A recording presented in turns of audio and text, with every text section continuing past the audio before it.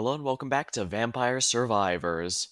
Tonight we're going to be, as the title suggests, we're going to be grabbing the last secret that I've yet to obtain, and we'll just have some fun with it. There's only one secret left.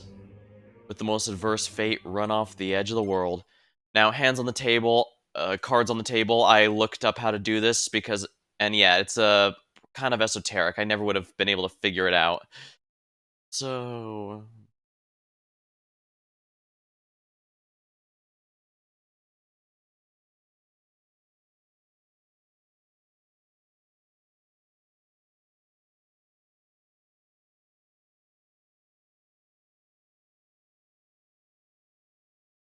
probably use one of the stronger characters if I'm going to be doing this.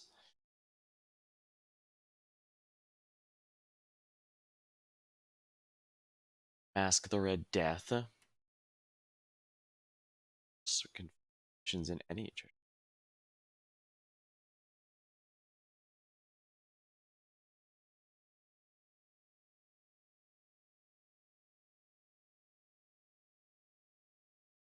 Young might not be a bad option. Overhealing slightly increases max. Now, let's see here. Now it says the most averse fate in Green Acres, so I need both Hyper and Hurry mode active, so I'm going to go ahead and do that.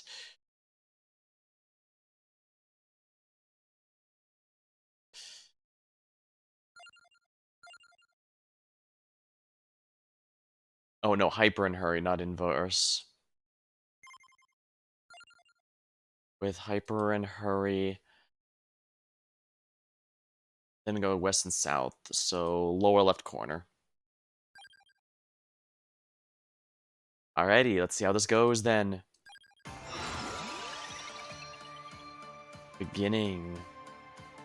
It's a pretty good one, I think.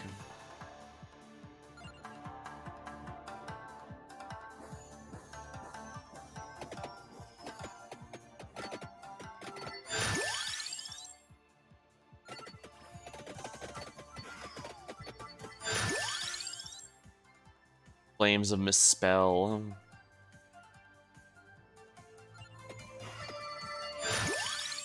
Spell string. Now let me just double check my grimoire here. I recruited the Pomerola to get the Festive. Okay, that's fine.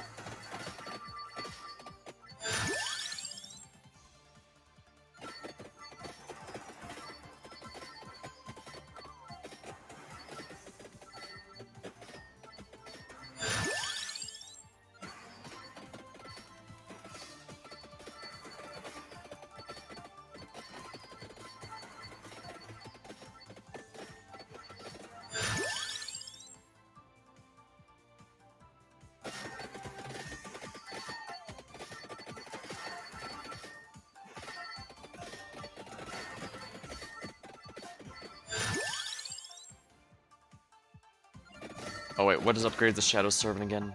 I think it's the skull, right? Yes, it is.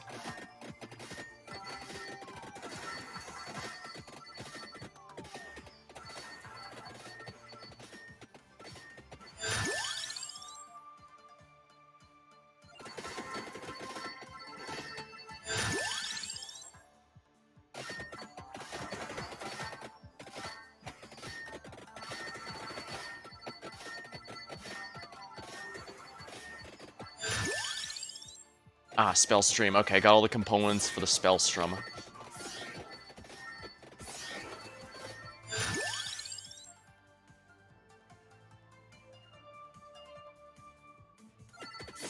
Probably should have gotten the lore. I should have gotten the components, but I guess we can see here.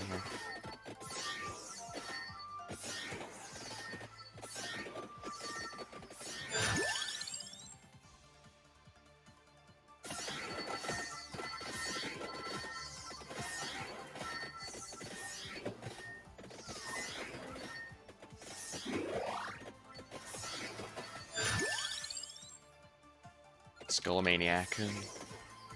Dangerous, but should be able to turn it into a positive.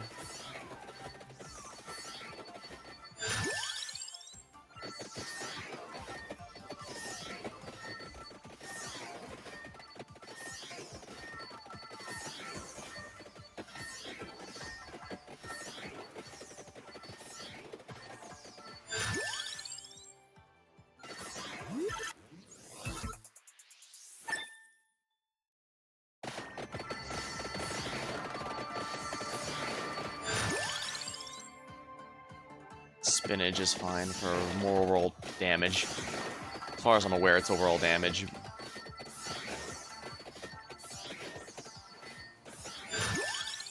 Tracked orb.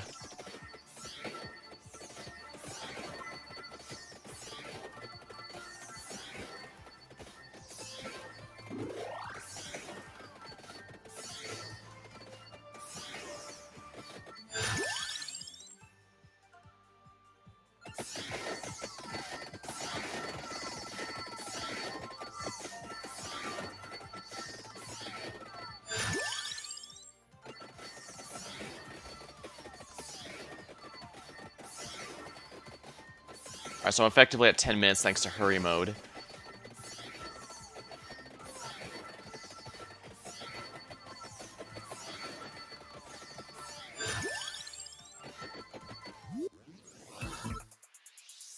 Okay, good. I think that's the last level. Yep.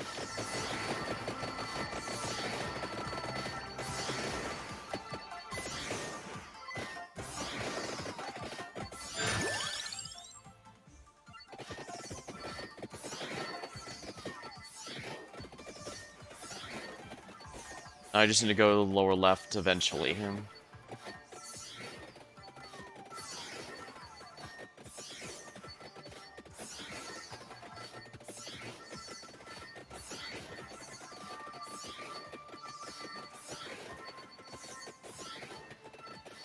An eyeball. I do need that to upgrade the prism, if I even get that far.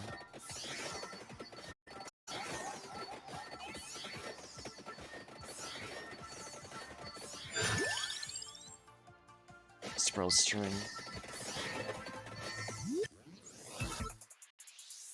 Excellent.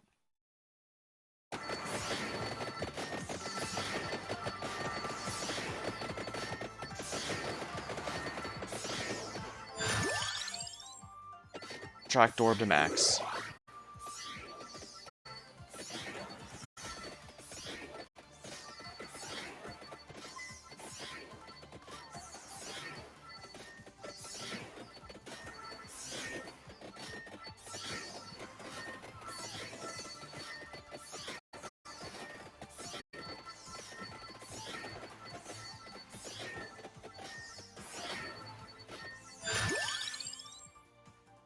Duplicator. Might as well.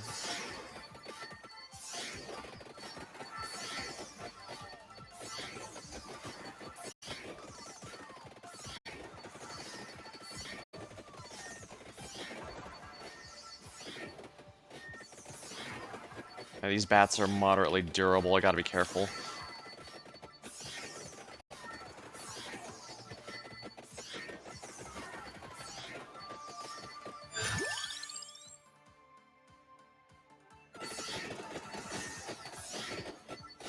I need to save last of Pomerola to upgrade the starting weapon.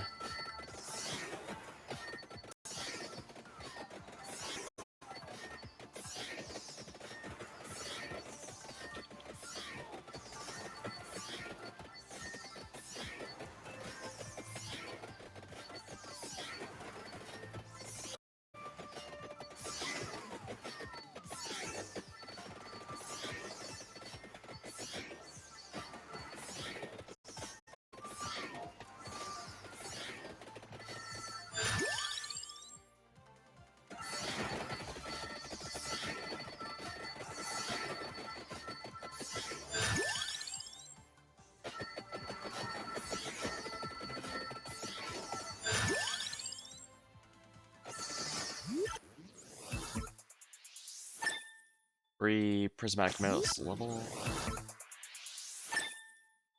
Free spell stream level.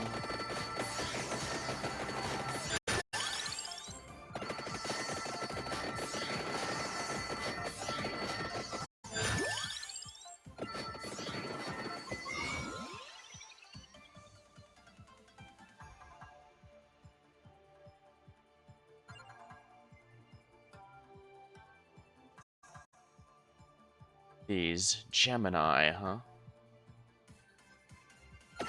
Why not for the Shadow Snakes?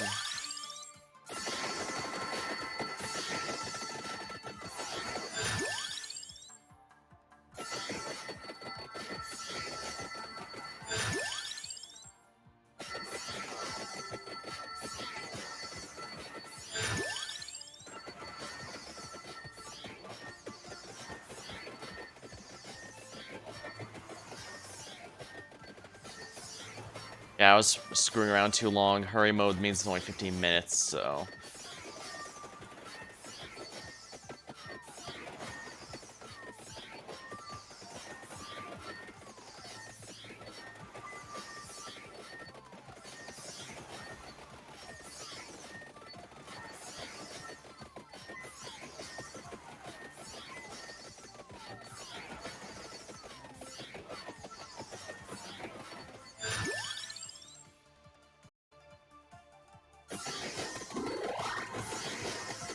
Should have gotten the healing upgrade.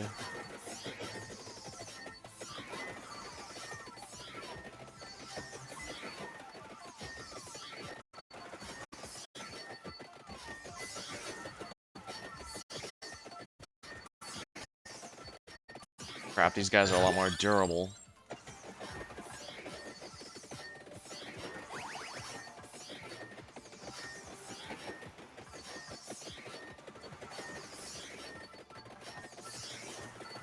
Come on. Weave in and out, weave in and out. Oh my, what's this? Winged eyeball creatures? They still drop experience. Wait, am I in an RPG town? Is that a shop for weapons and armor? A library? Church? No, this is just a bunch of assets. Yeah, from all other stages. But I am still gaining experience crystals, that's good.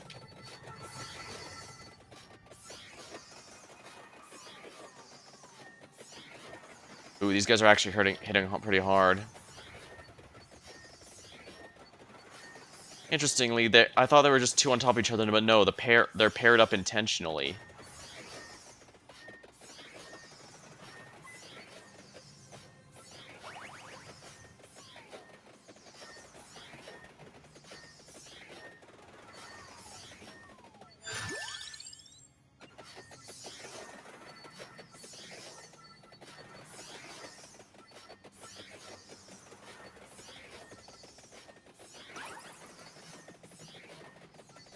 Might as well go in the middle of this group here to slay as many as I can.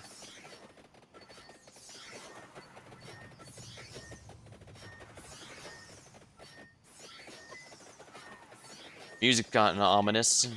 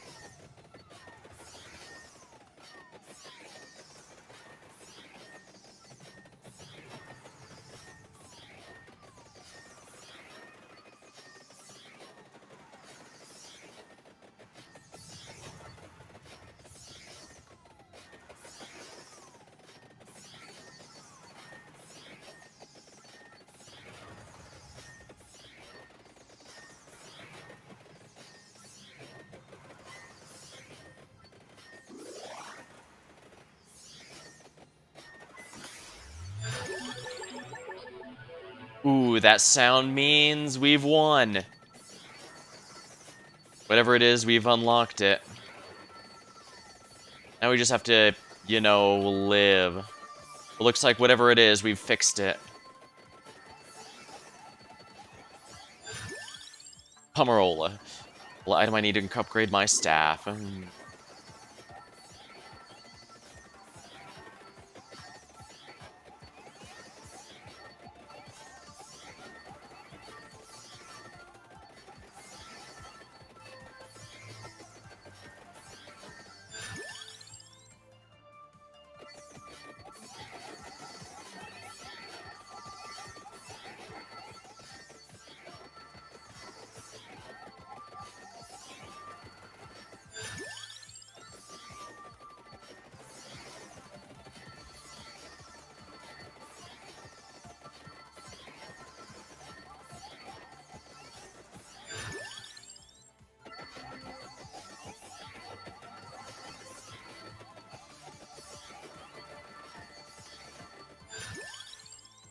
Spell Strike 6.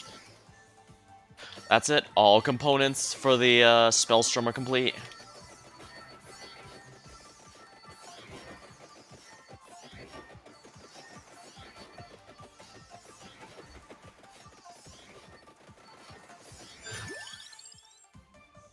Camarilla up for some healing.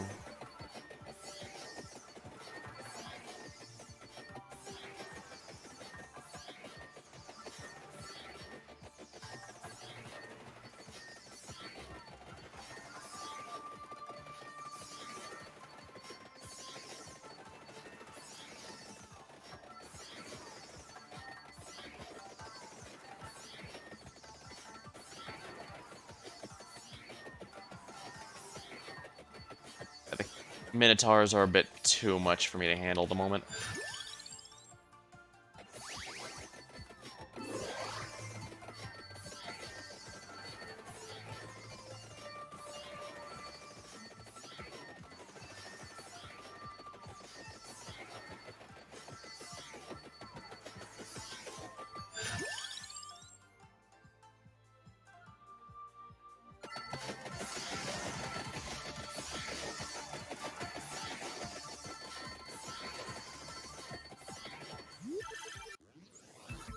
Ooh, excellent. The Spellstrom.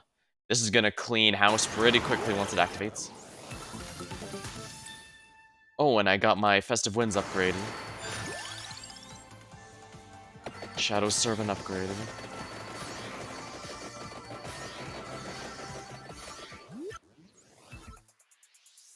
For upgraded Skull, I guess that's alright.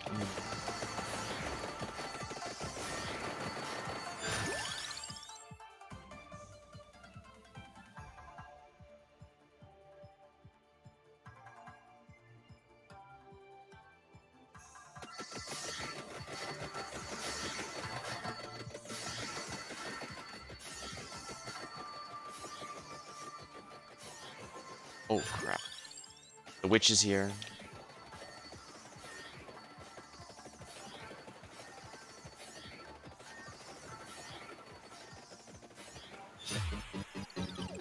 Oh boy, this is a little rough. But I did put this the most diverse fate possible, so it makes sense.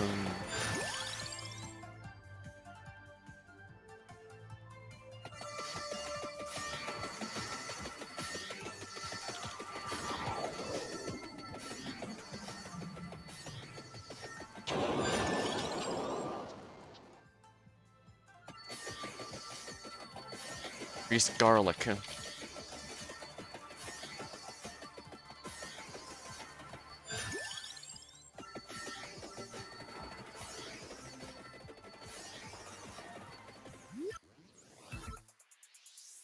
Free garlic level. Good.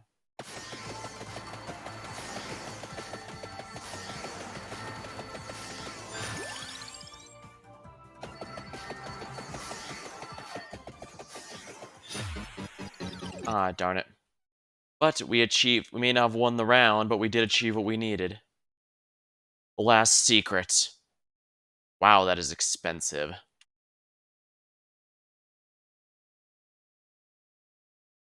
I cannot even afford that.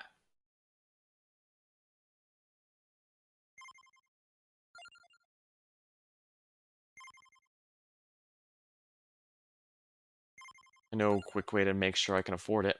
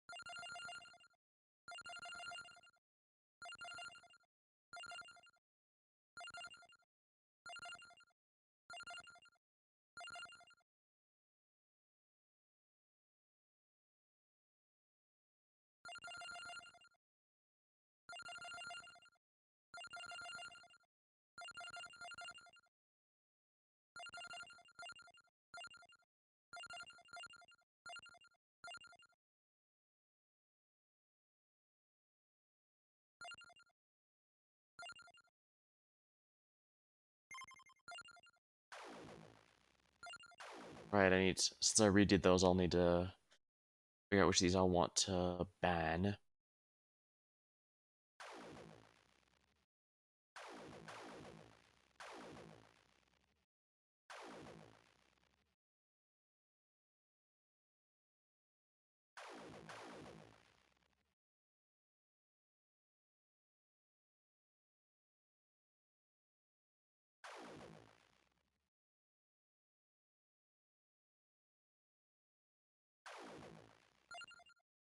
Alright, the cat.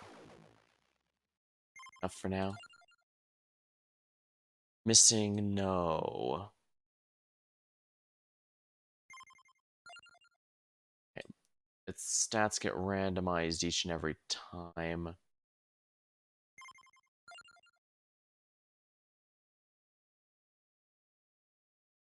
I guess that's fine.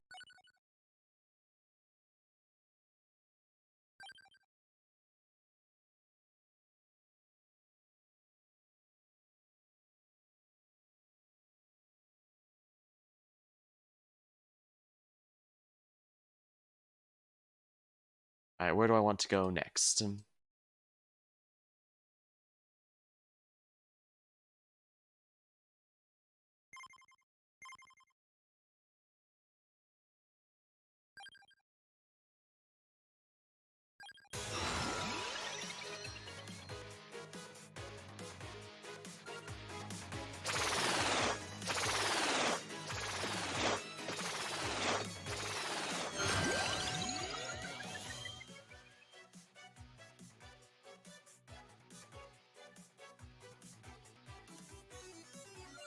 Why not?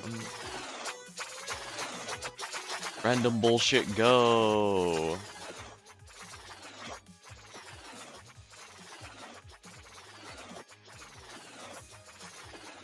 Oh my, enemies just aren't moving at all here. This is funny.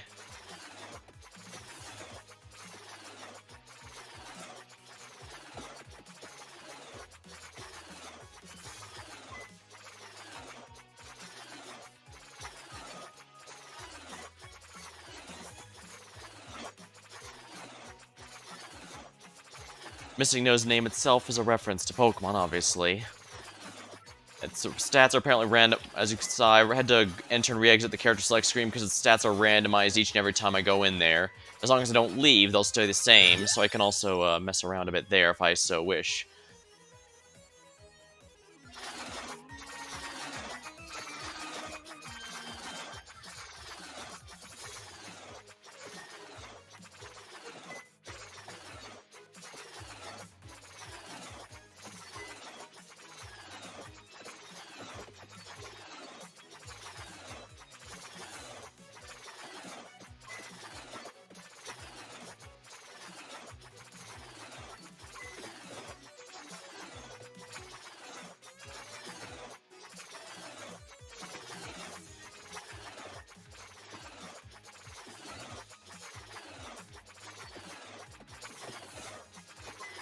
I guess this time instead of the enemies approaching me, I'm approaching the enemies.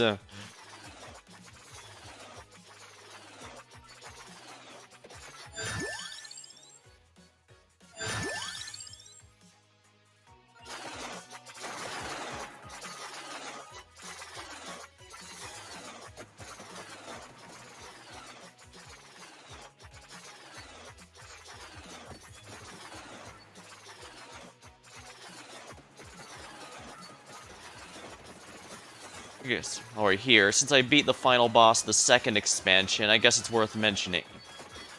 I ended up looking through, and apparently a common interpretation is that the character ended up dying during that fight, at the end of that fight. I guess that would explain why the, I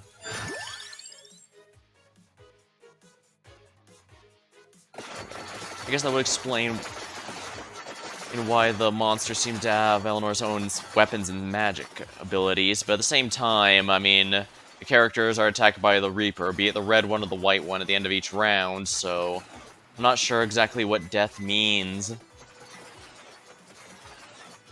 I guess we might get some more clear answers if and when the TV show comes out, since that's still in production at time of stream here, but not exactly sure on a number of things.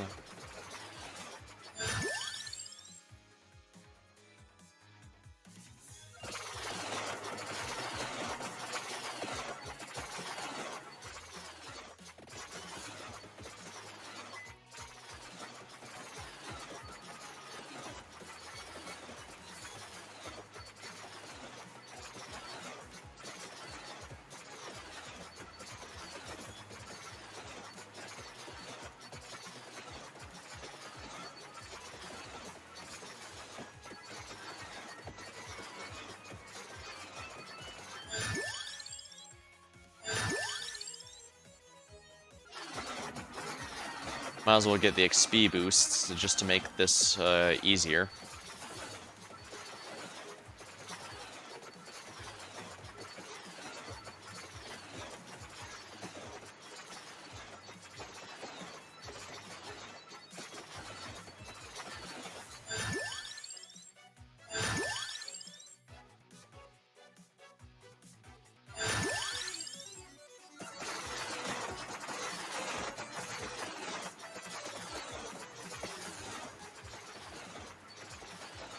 Maybe after this I'll do a refresh all my things again and see how I go from there. I've been using these upgrades a lot, and maybe I should try a run without any, just to remember what it was like when I first started. Although maybe not on one here, maybe something like the library, since that one's significantly easier for me to handle. I'm a bit more familiar with it, plus it starts with basically what amounts to a free level up. I could even go with the Wicked Season thing. Ooh, if I do that, maybe I should also go with, Minna, whoever the werewolf is, simply because they go really well with a chaotic run like that.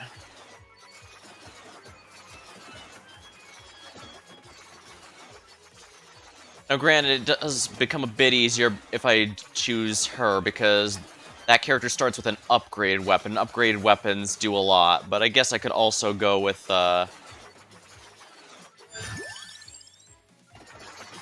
one of the one I was using earlier.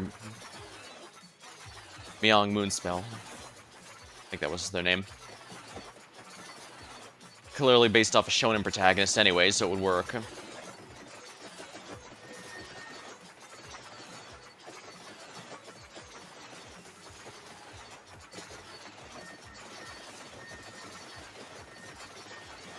I sure am cleaving through these guys.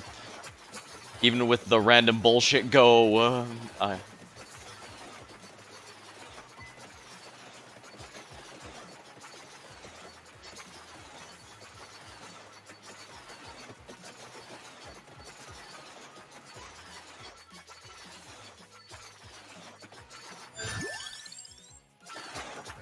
La Roba.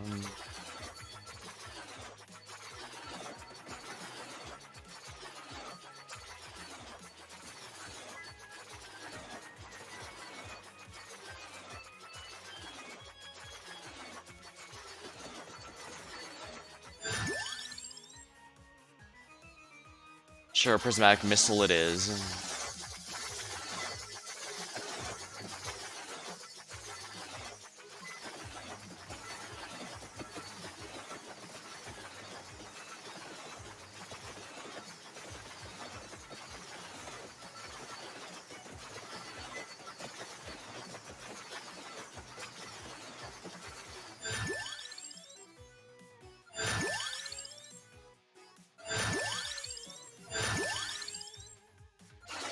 This crown's fine.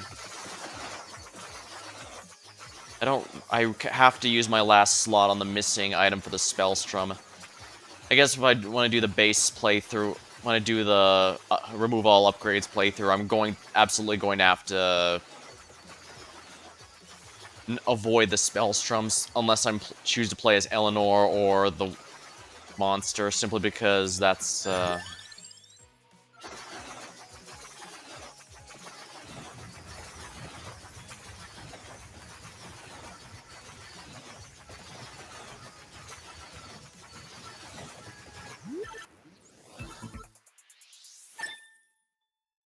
I need spell string up it. Simply because I do actually want to get that thing upgraded.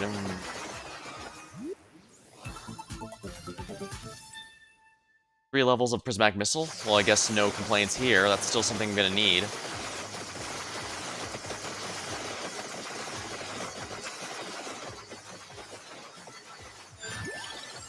Oops. That one came up so quickly I didn't even see what I upgraded.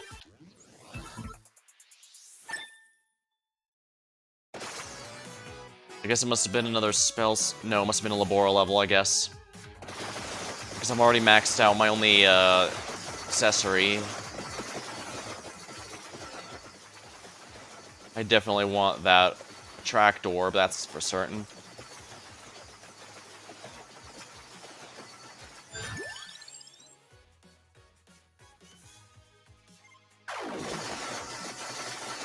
banish the Bayonetta guns. That requires 3 components, and that's too much.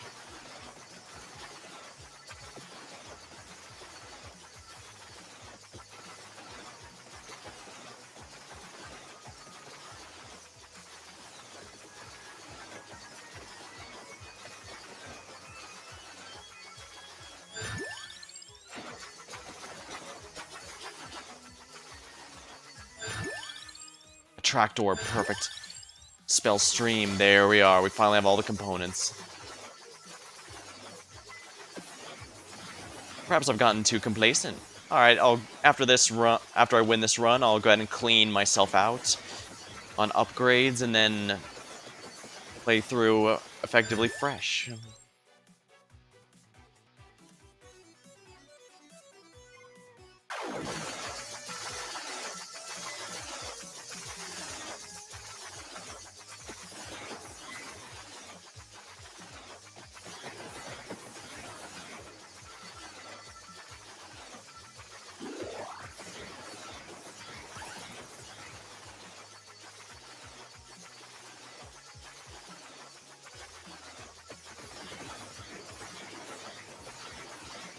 XP time.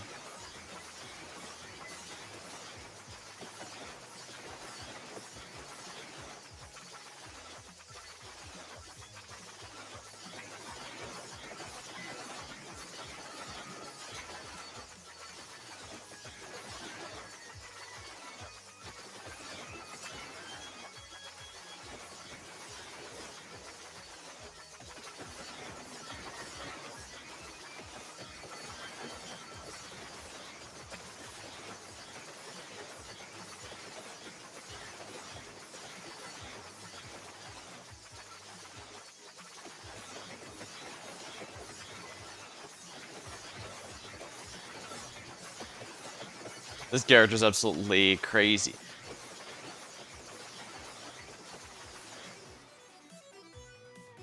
Cooldown, minus 70% cooldown is absolutely ridiculous.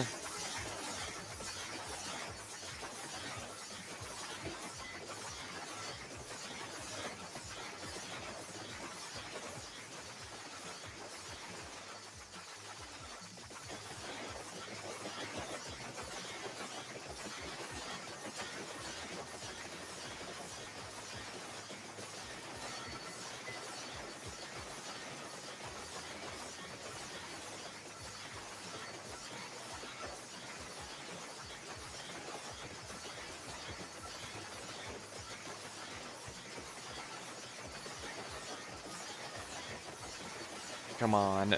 Laser beam.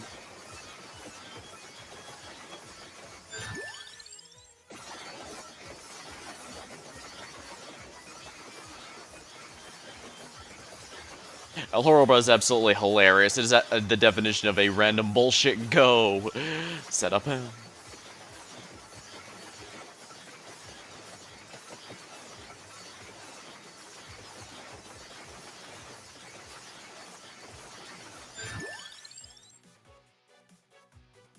Damage up is actually probably one worth it for me.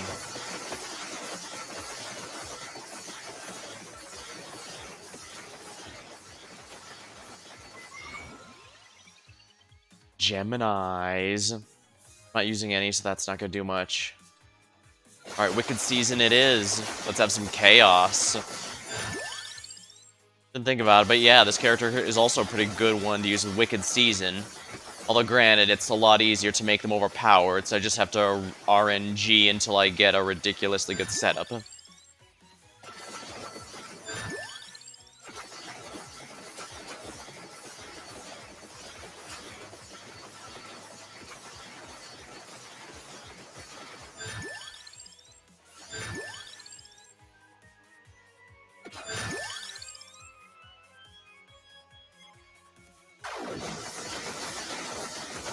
Will not be using the Clover this run.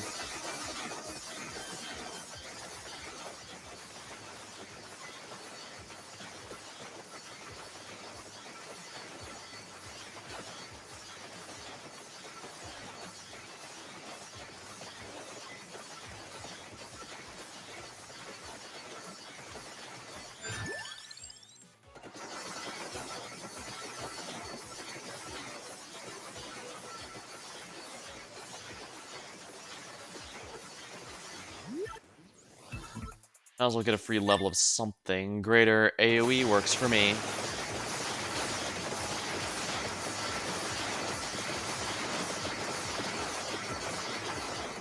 Oh yeah, we're at the part where there's billions of skeletons. You can definitely tell this part of the run is... This part of the timer is to test just how good your crowd control is. Because I have noticed pretty much every map eventually has a wave of enemies with a bit higher HP than normal. Well, to make sure your damage dealing or mobility to avoid them is good enough. As well as one where just raw numbers are there.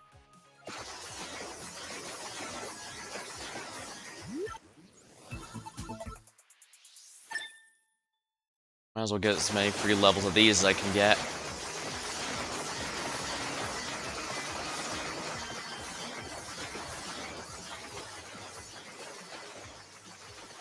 I do want... Therefore, maybe I'll use this as my obligatory screw-around game, although I've also considered going back to Loop Hero here and there, or Hades or others that I've gone through.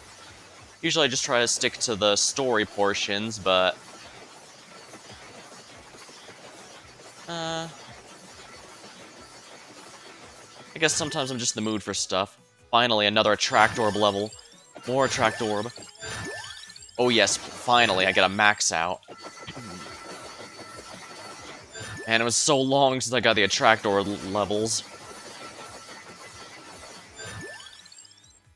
Spell Strike.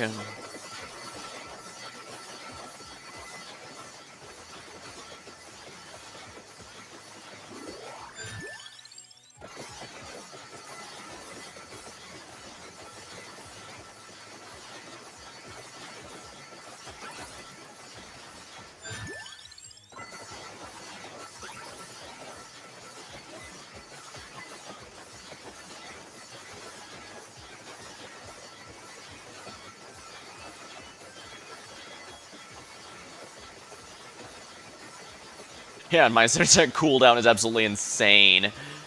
This is awesome.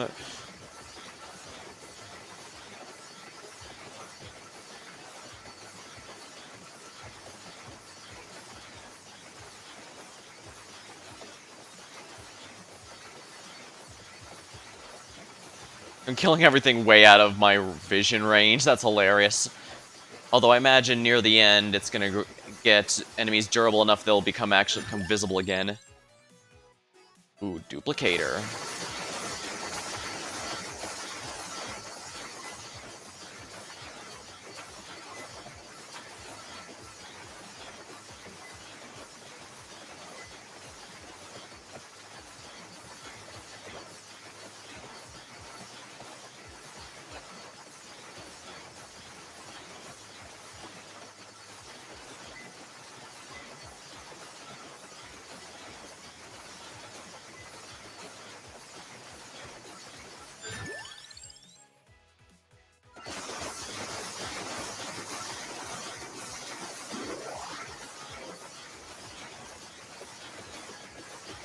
Curse is definitely more of a help than a hindrance for this point, this character.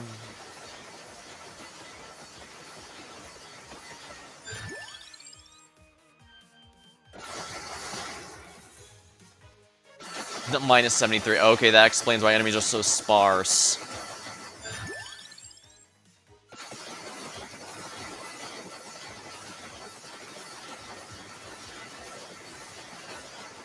Yeah, with reduced curse, that means enemies are even weaker than they'd normally be.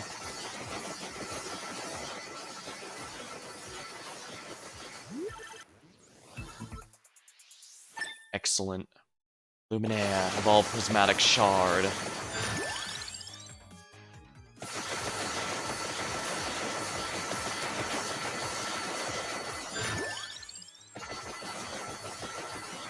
Duplicator upgrade.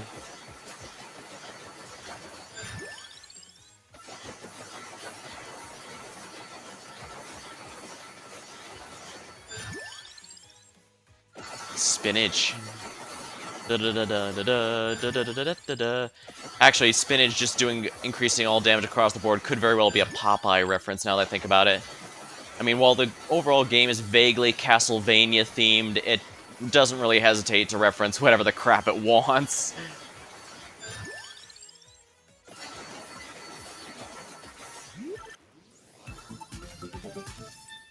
And there we are. Spell strong.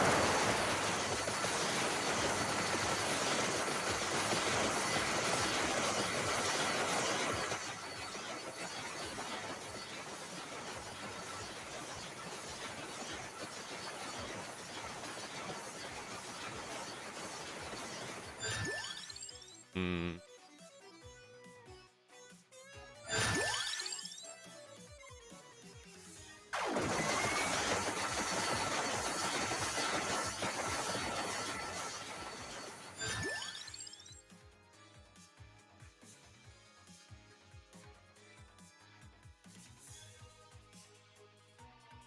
Amarola, I guess why not? Might as well completely make enemies unable to resist me.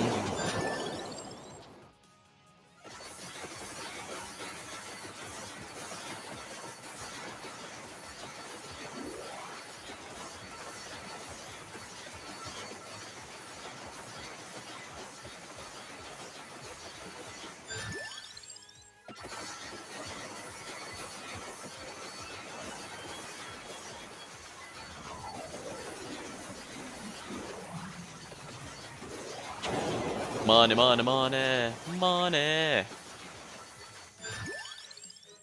The Four Seasons. Absolutely one of the ones I wanted.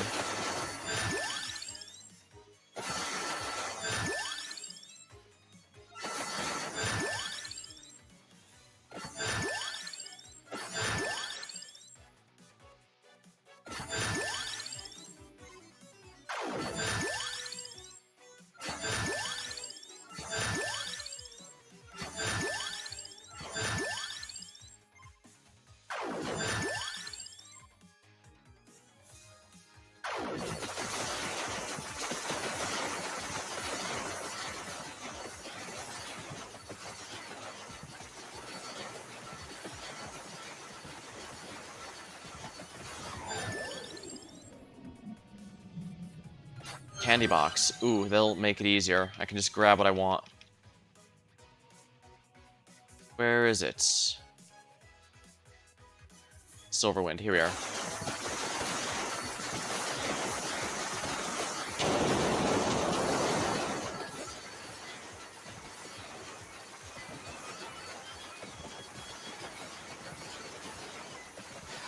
Here we go. Feeling good.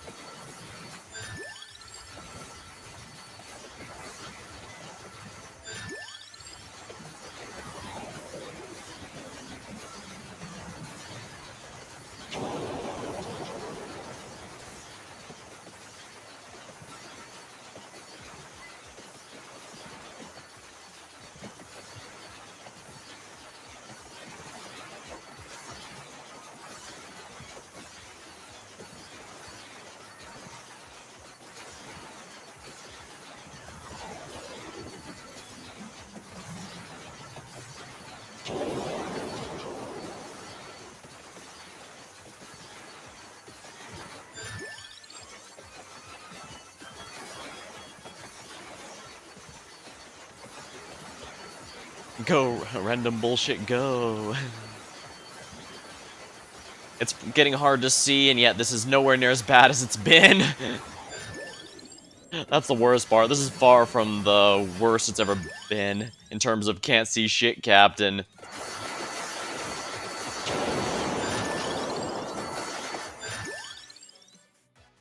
Always a big coin bag, just is greed a positive amount? Oh yes, it is actually. Okay, that's very good.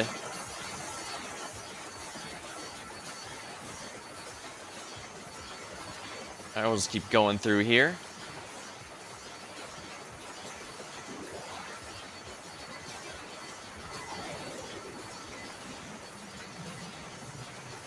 Yeah, rest assured I won't force myself to always go without the upgrades. I just figure it's been a while. I've officially, well, after I complete this run, I'll show off the secrets and unlock screen just to prove that I have indeed unlocked everything as of current time of streaming.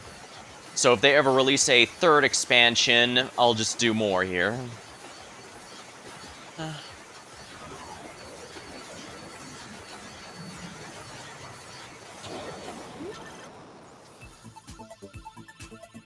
Oh.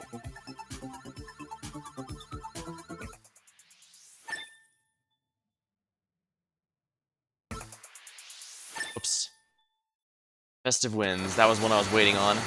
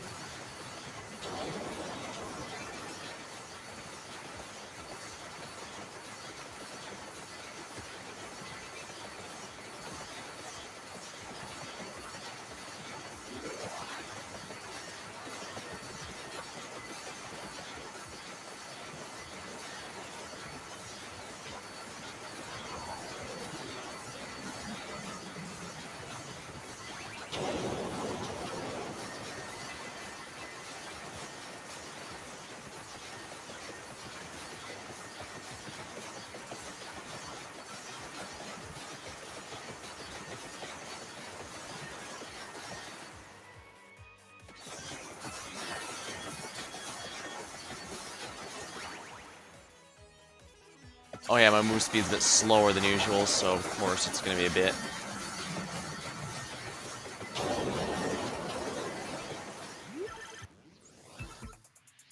Ooh, nice. Godai Shuffle. The 4 seasons are now the 5 seasons.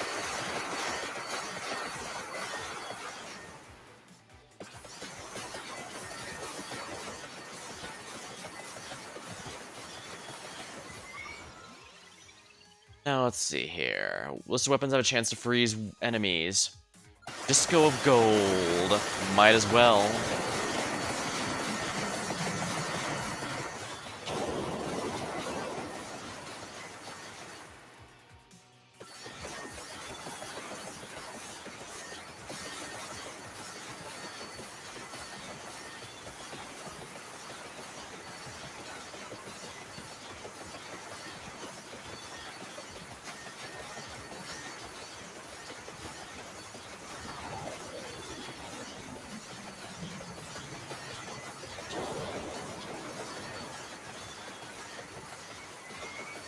Just gold now.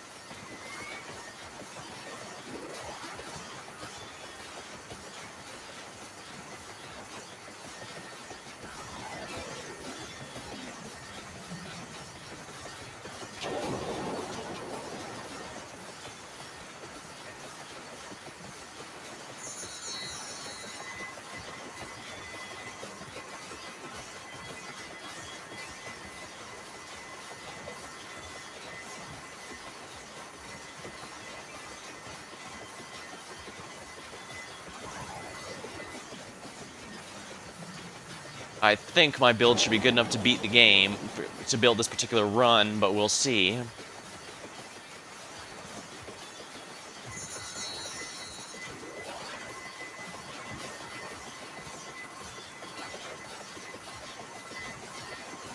I'm actually making a decent amount of gold now. That's pretty nice.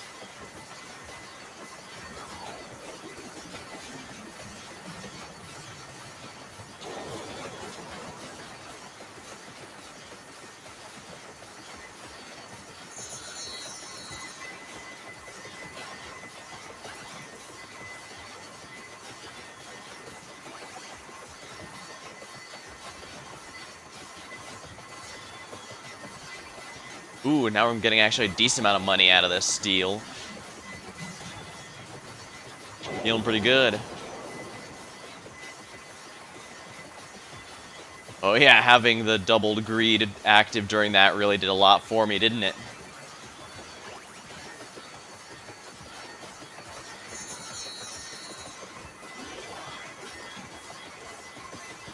Ooh. Chest, money, money, money, money, money, money, money, money.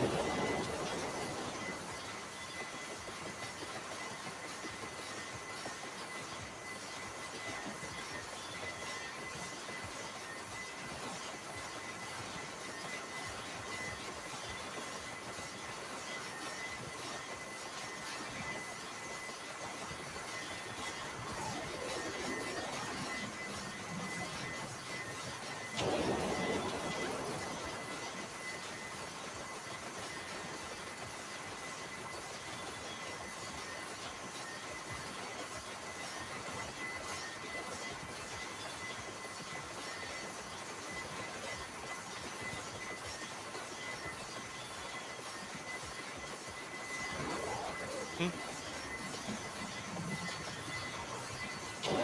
4 minutes, huh? Ooh, nice. Sheesh.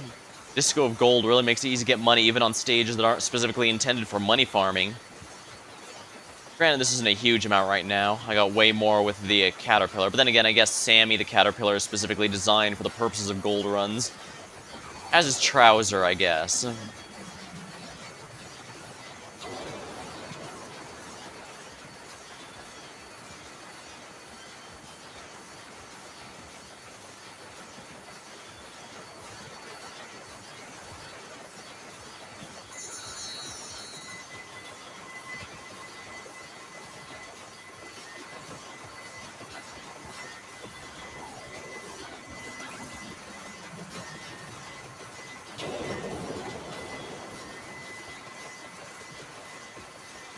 Starting to get a little insane, but should be in mostly good shape. Luck is helpful, but the main thing that's helping here... Oh yeah, Greed, Wicked Seas with Greed is now going to make it a lot easier to get some good cash out of this.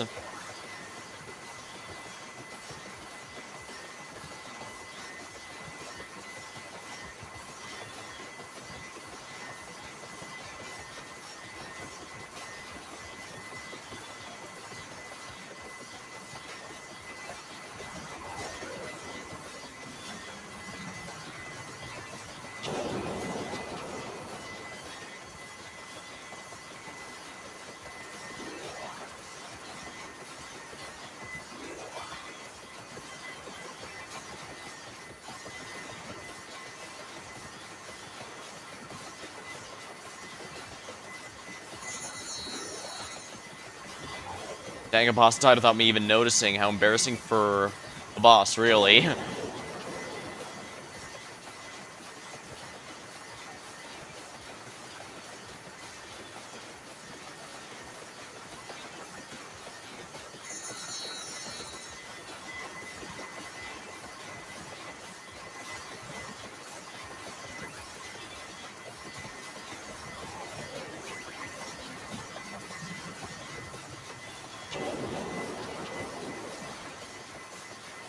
Good amount of cash obtained there.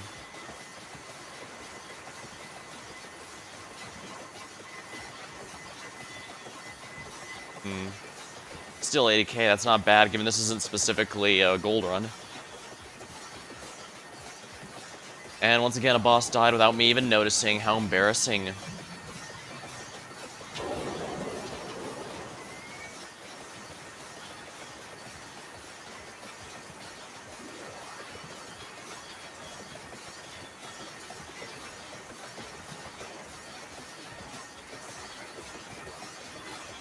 We're almost done.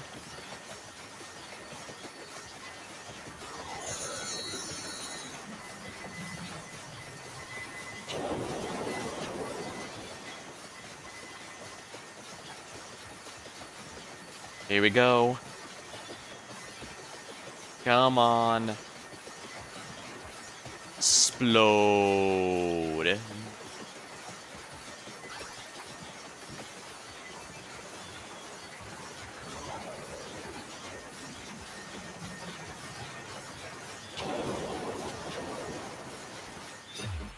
And that's the end of the run.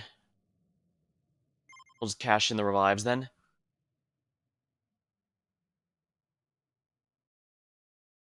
Stretch, stretch, stretch.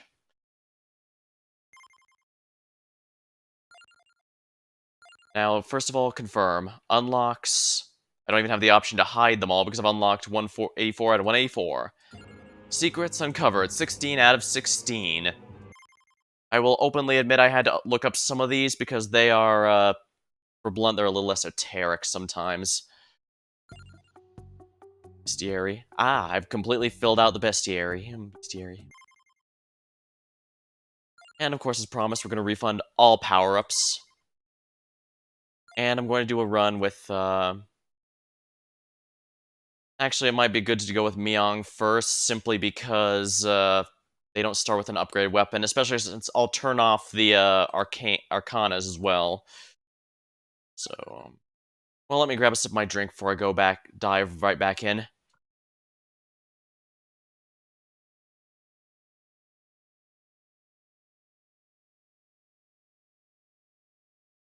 Refreshing. I guess the eggs don't really matter since it's just 1%. As you can see, with no seals, I have to have all items unlocked. Wait, what? What's this? Vampire Survivors Uncaught Error cannot read properties of undefined render list. What? I gotta screenshot this. Hold on.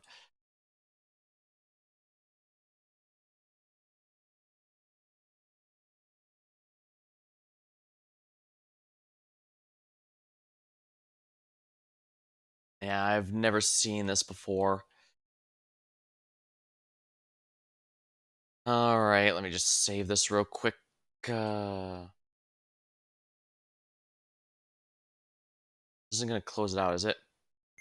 No, it just says it couldn't load something. Interesting, I'm missing 2 items. Oh, I know what those are.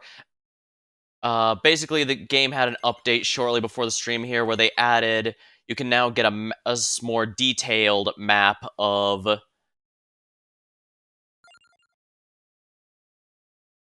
Yeah, you can now get a more detailed map of Mount Moonspell and Lake Foscari.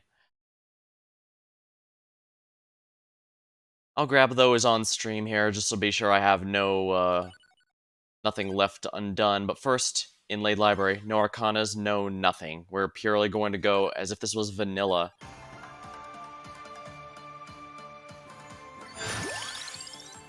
Magic Wand, Song of Mana, Rune Tracer. Unfortunately, I'd have to take these, even though none of them are particularly good. Well, I guess I might as well get the Magic Wand since I'm going to be getting the,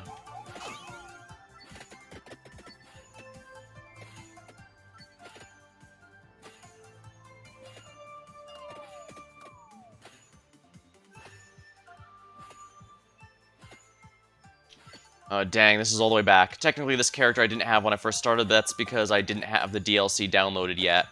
The DLC was 100% available, so I absolutely could have started with this, have this character at the start if I felt like it. I just chose not to.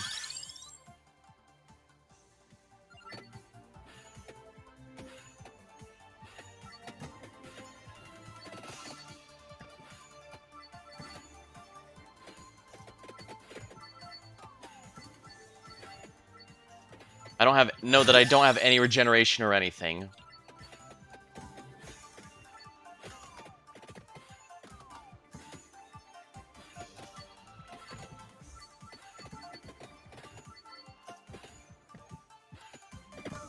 So getting the 4 season I could have definitely have had the DLC stuff sooner if I felt like it, so...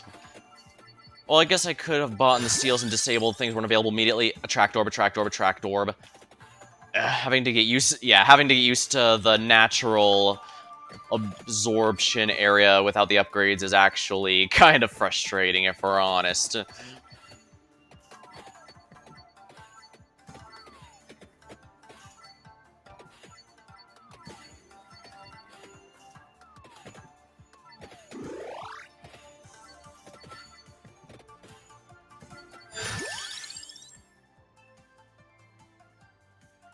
King Bible.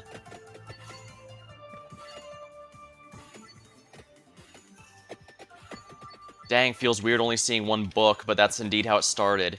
The only reason it starts with 2 is because I got the amount upgrade.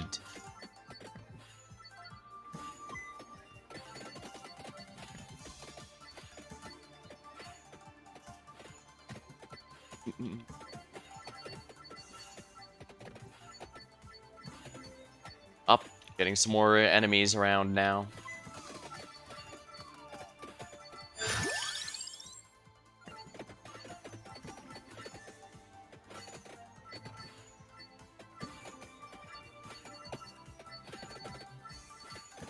This is one of the easier maps, so I might be able to win it, but no promises.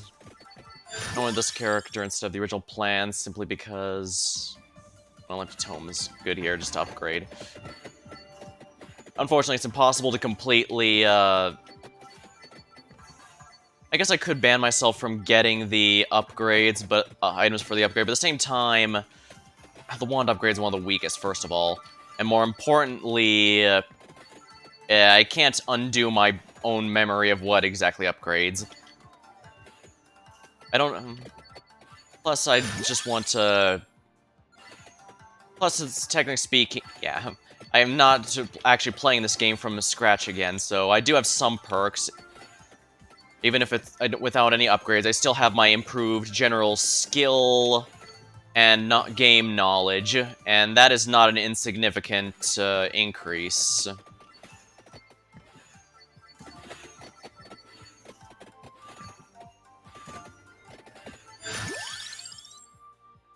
Candelabra Door. Okay, I can now upgrade the 4 seasons. The 5 seasons, and that might be what I need here. At least the good news, if I win here, that'll be a pretty good sign of skill. And again, this DLC was all available at the time I first started. I just didn't have it downloaded because I was worried doing so would mess up the tables here. I didn't realize you had to unlock everything. Oh, Pomerola, I need that to upgrade my staff, so let's do precisely that.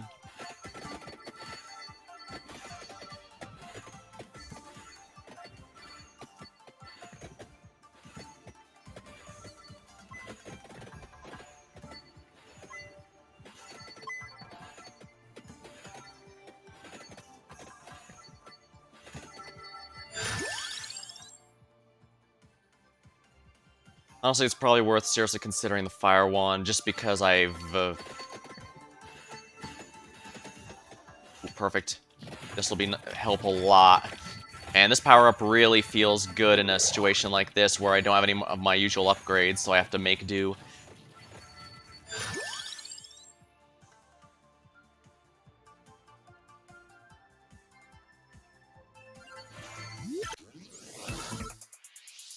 Free AoE, do not mind.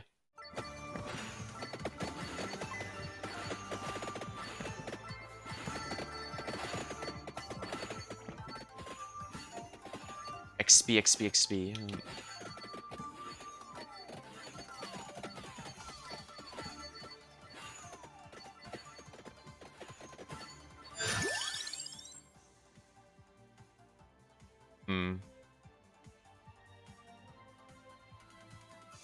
Very well, Spellbinder.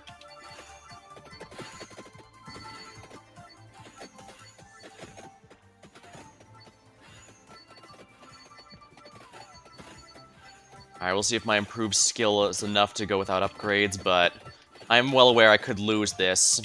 It could be that I have gotten far too reliant on those upgrades.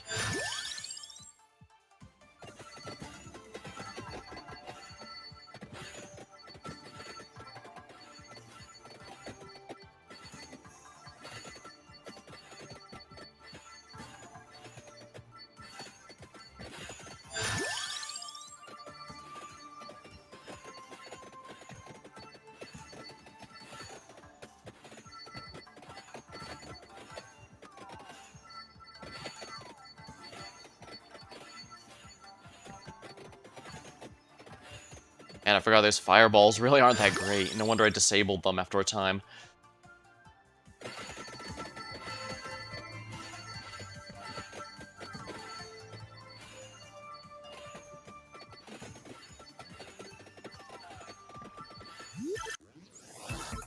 Re-level of Magic Wand. Alrighty. Probably should be getting the empty tome levels, simply because a cooldown reduction is massive. Although it's funny, once this Magic Wand upgrades, it no longer needs the empty tome effect.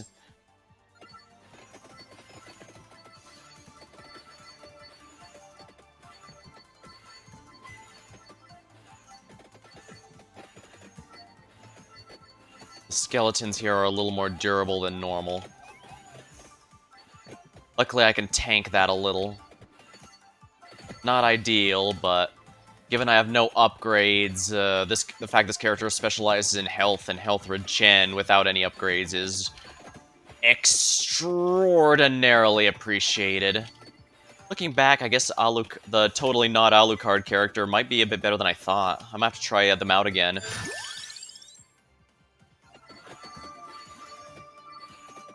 Yeah, I'll avoid the merchant because, again, trying to stick to what I'd have. No, I'm not trying to be completely. I'm just trying to. I removed all my upgrade stuff to see if my skill level was enough to make up for my lack of upgrades now. Well, I do have. It's not just a matter of characters I have access to, after all. It's also a matter of I just plain know a good bit more about the game. What sort of playstyle I go with, what stuff helps, what requires upgrades to be good, what is it good right out of the box, that sort of thing. So let's see how this goes.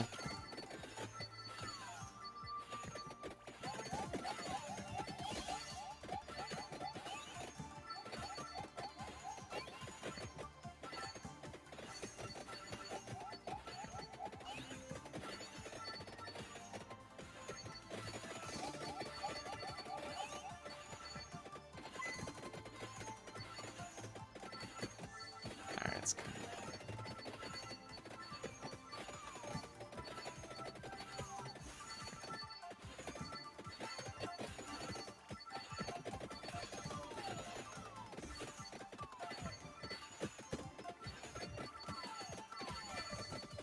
And I'm surprised I've gotten no King Bible upgrade chances yet. Well, at least the Silver Wind being maxed out will make it a lot easier to use. Especially since it protects me in my immediate vicinity. That said, I can't upgrade until I get the Pomarola leveled a bit more.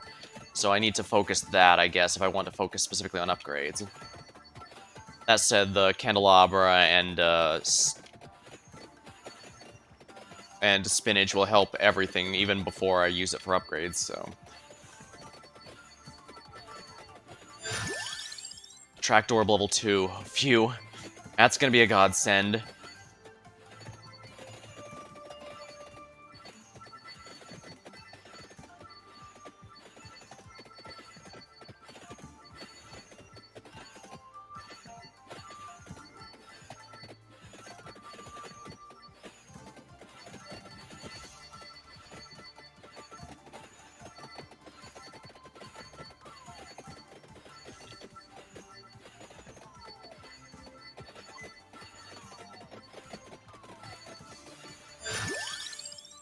Axe.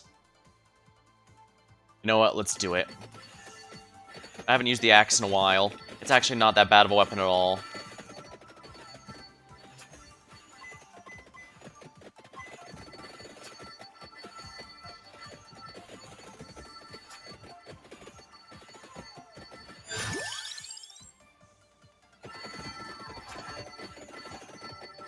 I probably should have focused on the tome before the wand, honestly. Just because the tome affects everything, and the wand is only one weapon.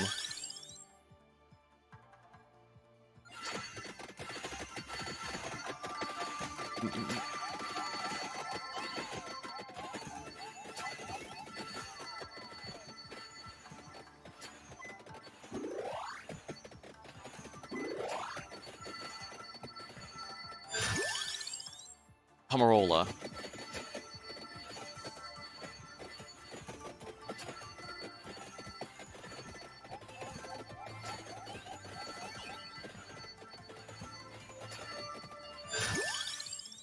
attract orb up.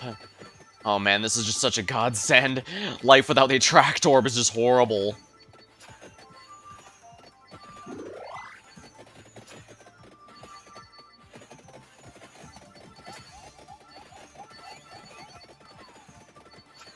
That one's different and also bigger, therefore. I think I need to max out the Pomerola before I can access the, upgrade for the staff, though, so...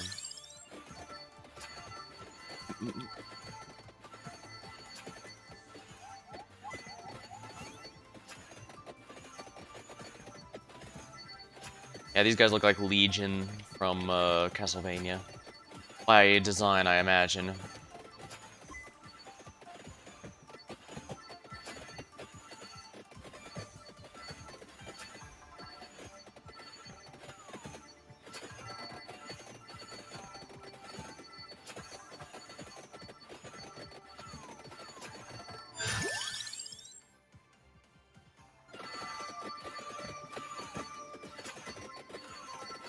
Well, I guess given my limitations, it might be worth grabbing this simply for the free level and whatever it gives me. Yeah, free level of the, passes through additional enemies. That's gonna be really good for what I'm going for here.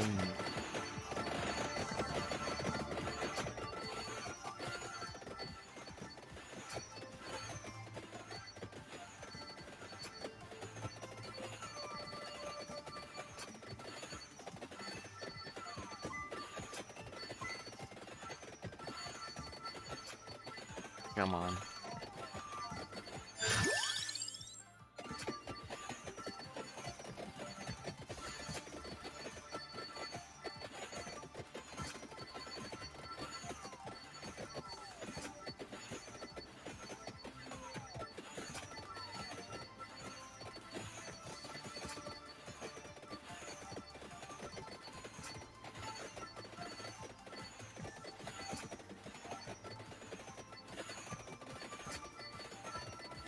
Yeah, we're starting to get to the point there's going to begin to be more durable enemies in the general sense.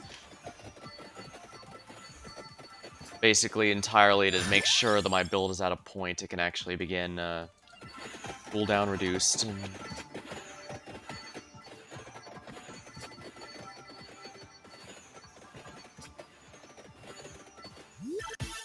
Ooh!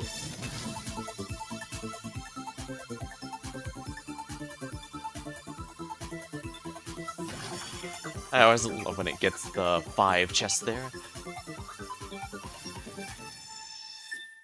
Alright, that's some good levels and everything. Even if no upgrades, that's going to be a huge help, I think. Yeah. Alright, so it looks like the magic wand is ready to be upgraded. I know it doesn't require the book at max level, because it's... Yep, I knew it. Fires without delay, so it has no cooldown anymore.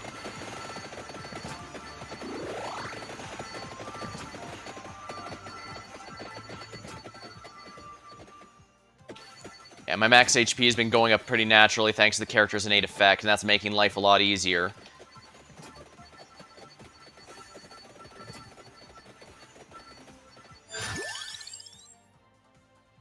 I do need to max out the Pomerola sooner rather than later, because the Festive Winds is really, really good.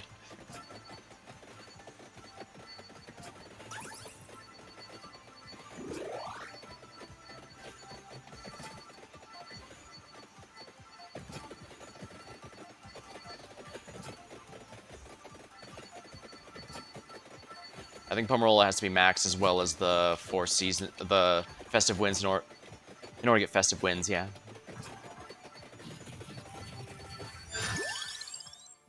There we are, Pomerola maxed.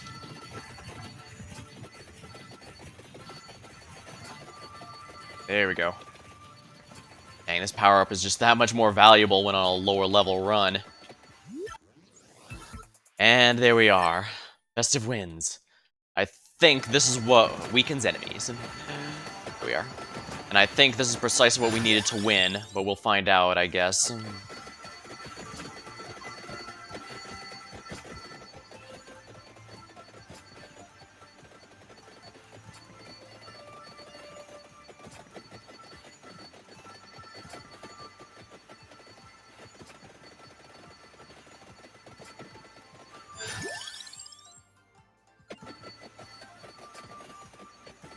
I probably should be upgrading the spinach more than the Four Seasons, but I guess I need to upgrade it all eventually.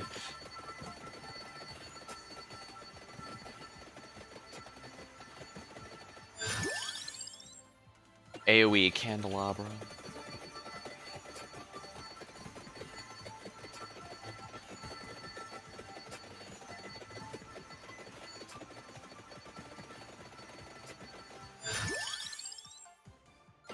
Fire Wand up.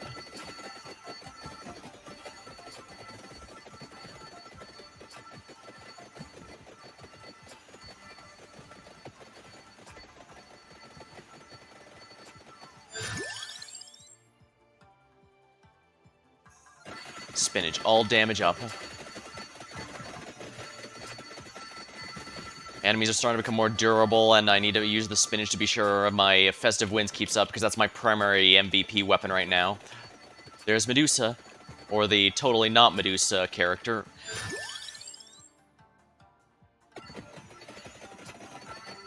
I suppose Gorgons can appear anywhere they want, not just they're public domain monsters after all.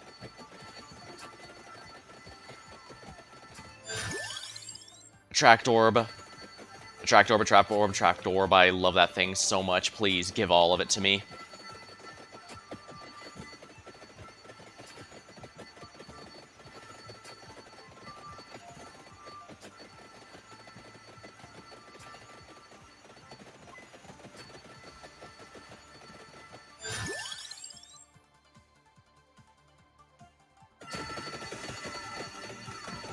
Four Seasons is huge, requiring 3 components, but since 2 of them are accessories, it feels a lot less frustrating than ones like the Bayonetta guns or the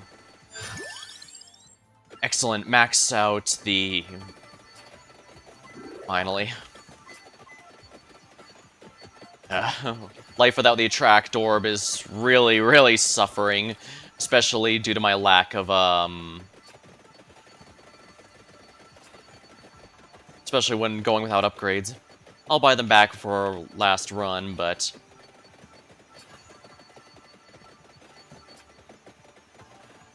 Rare. Spinach. Excellent, excellent. Funny, everything still looks crazy, even though I've removed all the upgrades, so everything is technically significantly weaker than it would normally be. But I guess that's why they give you the options, so you can test just how good your game knowledge is without having to rely on external boosts.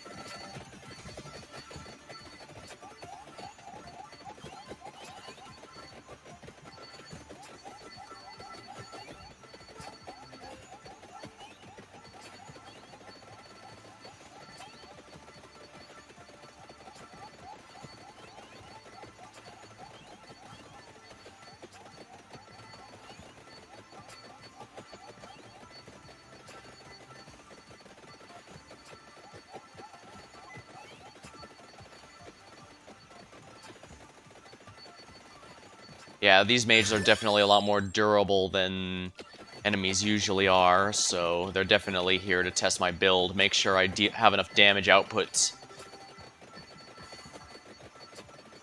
Or rather, make sure my build is coming along well enough, because I also know around 28 minutes is when they really start bringing out the durable enemies.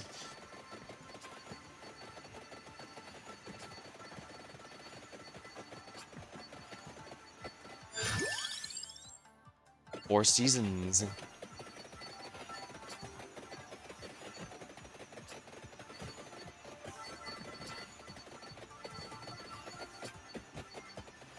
At least tougher enemies usually means higher usually means some higher XP tokens. Yeah, they usually drop some green ones alongside blue once you start beating the tougher ones more frequently.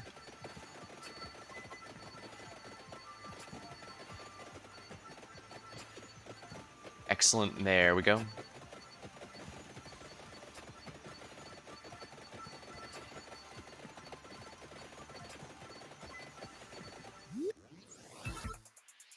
3x level, don't mind if I do. Fires an additional projectile.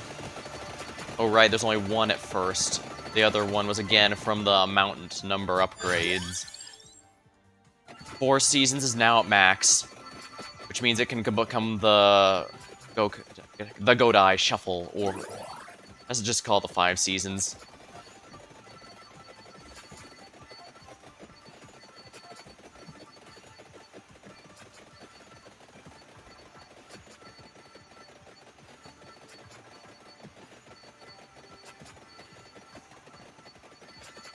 Come on.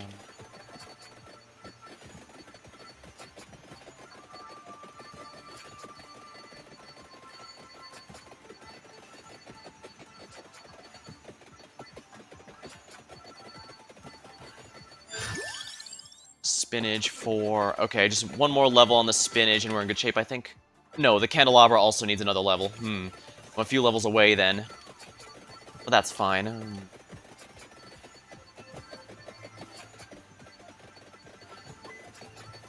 Alright.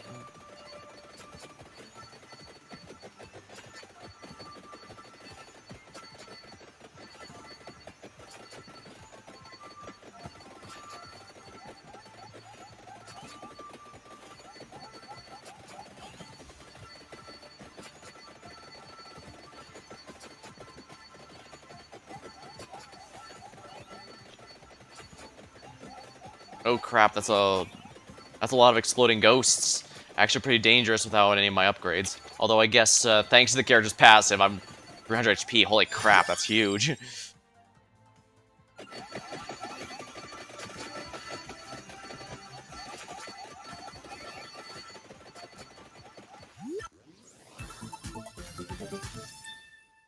Three levels of... Okay, good.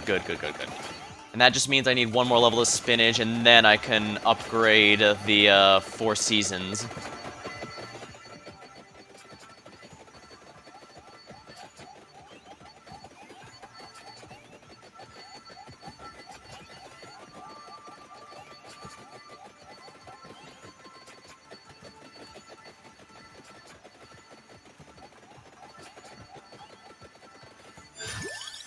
Here we are, the spinach is now maxed, which means I now qualify.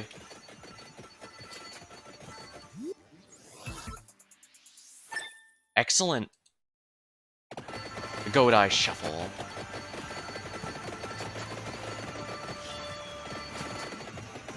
There we go, that's making life a lot easier. Even with no upgrades, this one's absolutely amazing. It doesn't quite cover the screen as well as it does with upgrades, but a small price to pay, really.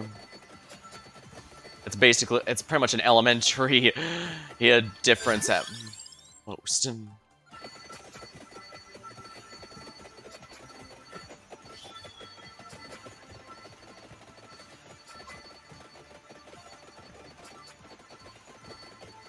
Even the reduced curse effect means less for less XP crystals, which is a bit disappointing in its own way, but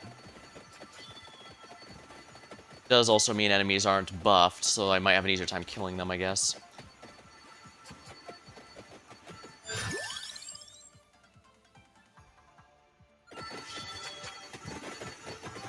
Okay, nice.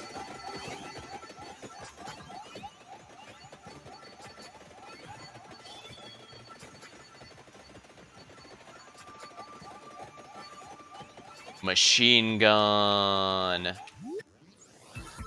Free level of... yeah, King Bible looks fine.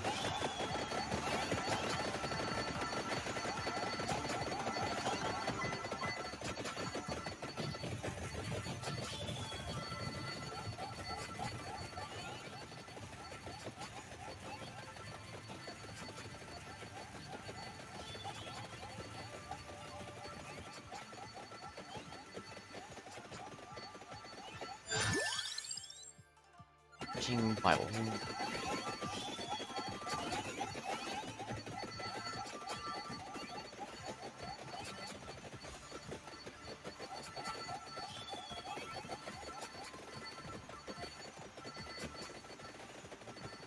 Come on. Yeah, normally I'd have completed it by now thanks to the general increases of growth and such, but no such luck this time, I'm afraid. Hmm.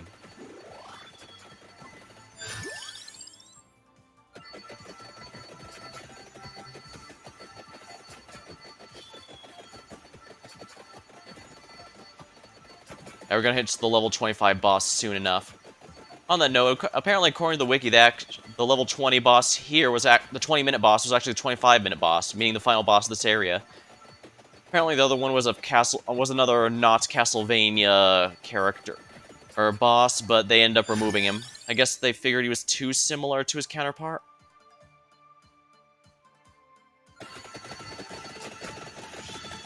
Well, I guess since we're done here, I can get my upgrade.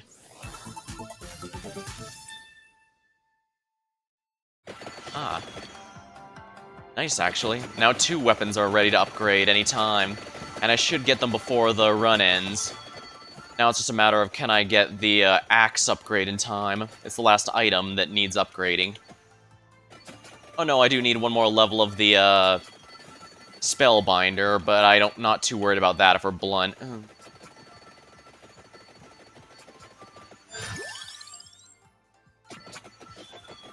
Because I'm pretty sure the King Bible's already at the point where it's ready to upgrade. Because I do remember the early, the ones from the base game don't require the accessory being leveled as much as the main weapon, because the main weapon is the item that gets replaced with the upgrade.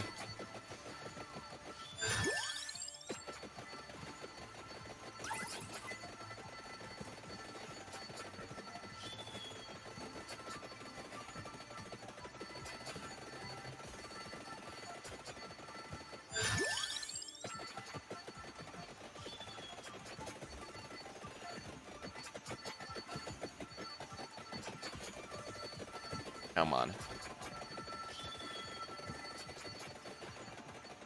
Ooh, it's definitely a humbling experience having to deal with no upgrades, but I like to think I'm making do right now. And there's the witch, the final boss of the, well, listed as the hag, which is, I guess something separate?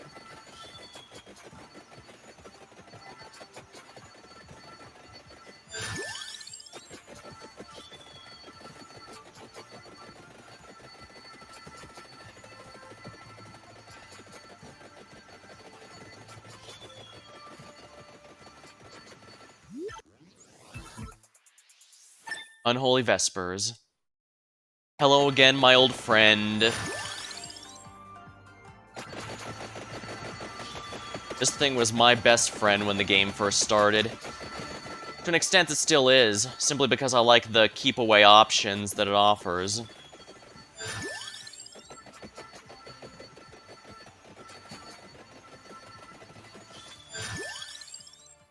Always a big coin bag.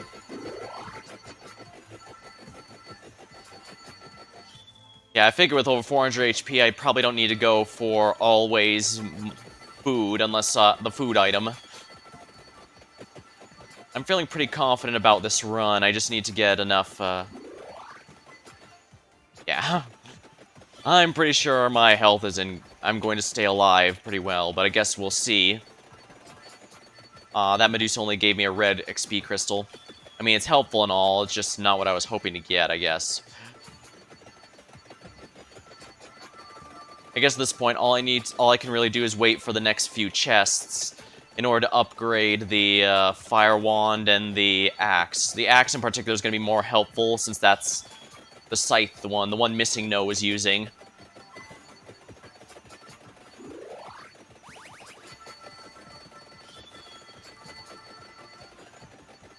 Oh, I guess I've been doing a good job gathering those so far.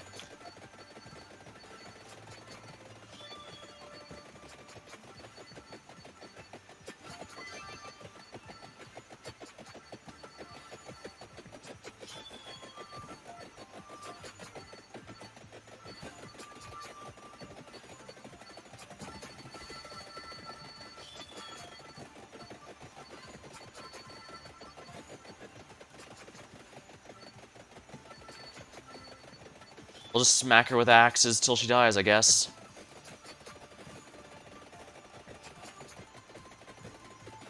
Once again, no chests. Are you serious? Yeah, no chests, for better or for worse.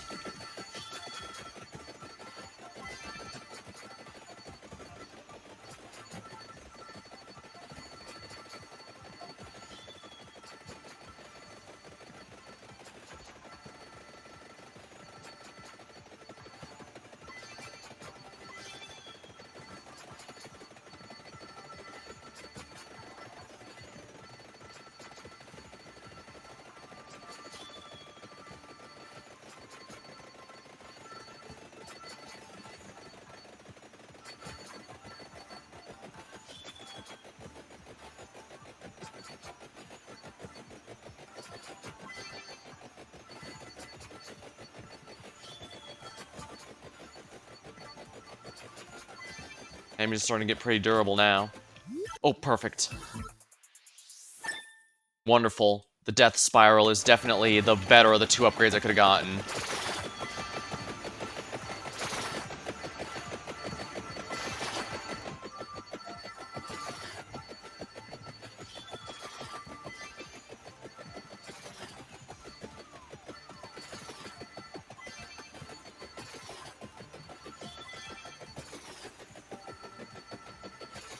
Crashy.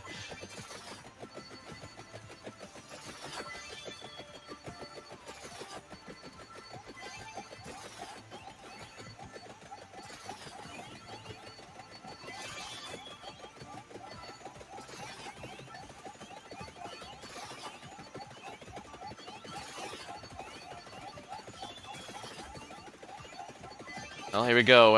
Is this enough damage as my damage output? My build, is everything in a position where I can win? It's the moment of truth.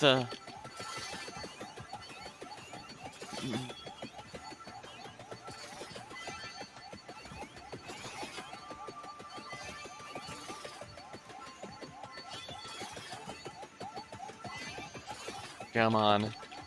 Not nearly as much money, not nearly as much not nearly as high a level, not nearly a lot of things, and yet...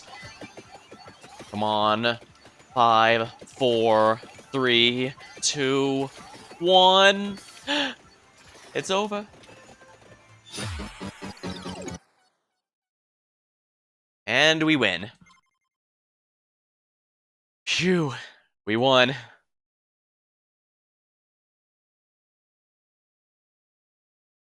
Not bad, not bad. Still, I was promising to do a crazy run with, Minna with the, Wicked Season, so... Alright, since we now have some more items to collect here at Lake Vascari, let's go here. Tides of the Vascari. Where's Wicked Season? Slash, no. Gemini, no. Wicked Season.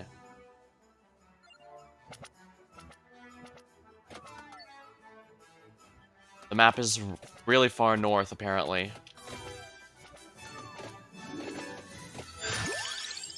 Excalibur. I could just say damage affected by the difference between curse and luck. Probably not worth it if we're honest. You know what? Let's go. Excalibur.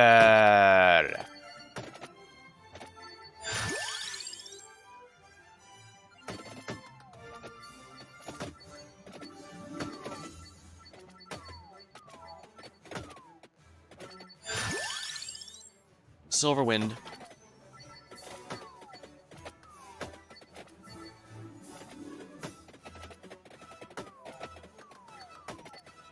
Oh, they're all moving faster now.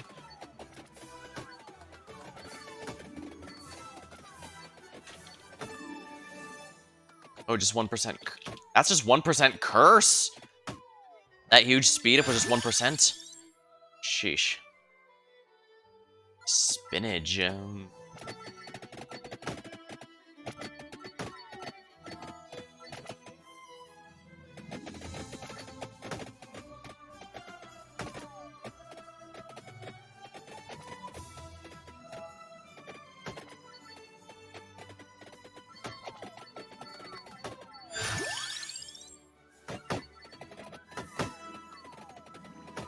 Apparently I haven't got the closest thing this game has to a melee build.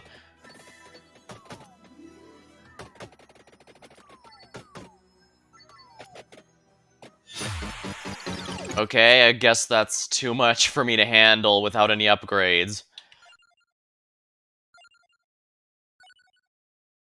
Alright then. Power up.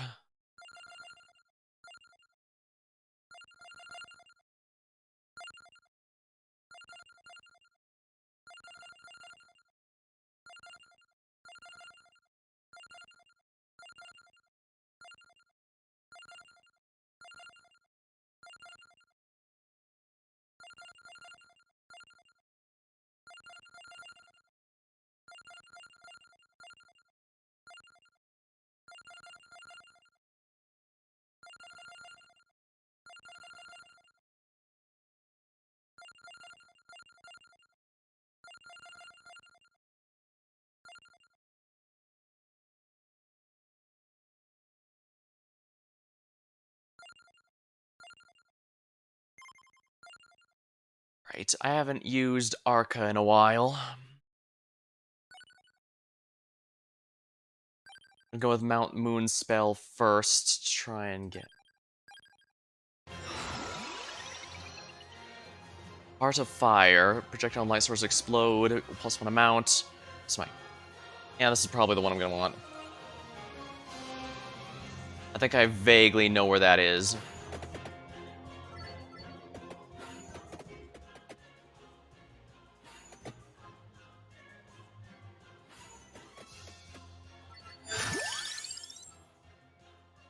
Garlic.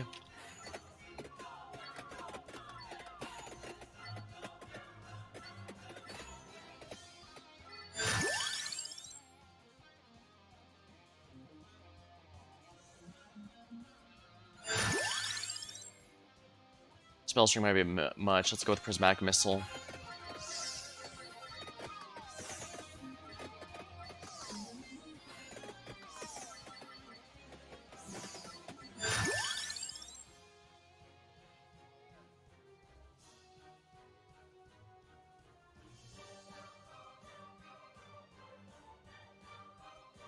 Do I want the whip? Well, let's upgrade the garlic. Oh yeah, the damage is now enough to one-shot the ghost, so that was worth it, I think. And increased enemy quantity is going to make this a lot easier, I think.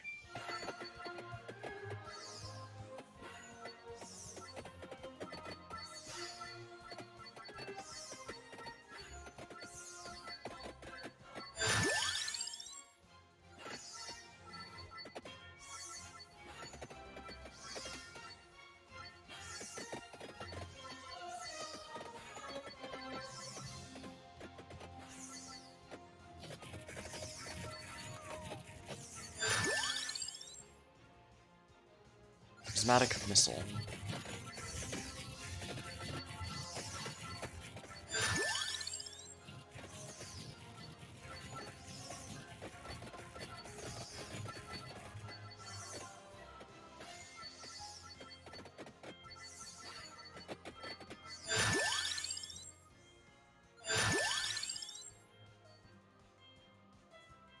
You know what? Fine. Whip. We're going full old school with this. I don't think we're going to be able to win with it, but who cares?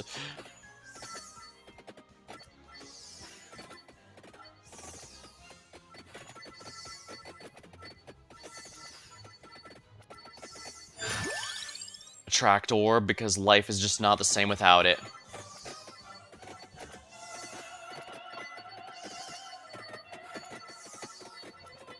I think this song was in the trailer, wasn't it?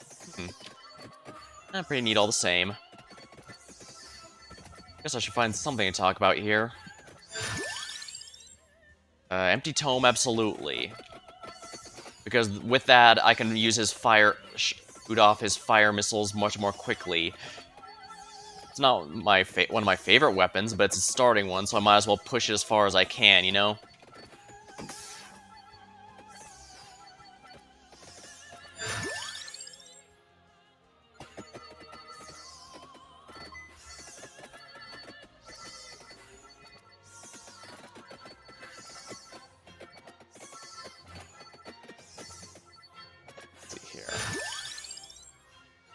Oh yeah.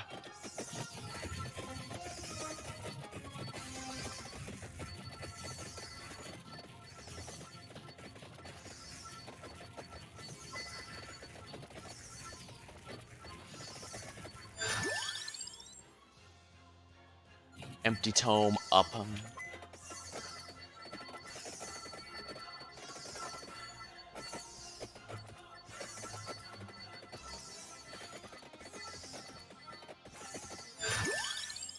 Hollow Heart.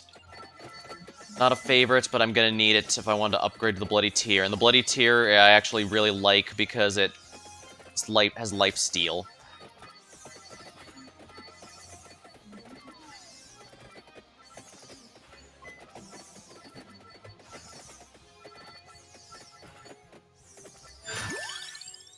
Fire Rod. Excellent. Free level of Prismatic Missile. Sounds good to me. Guess I should start heading on over.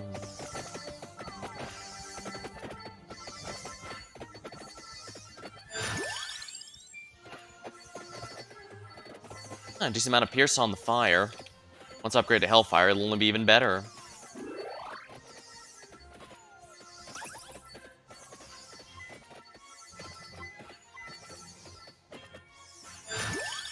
Spinach, perfect.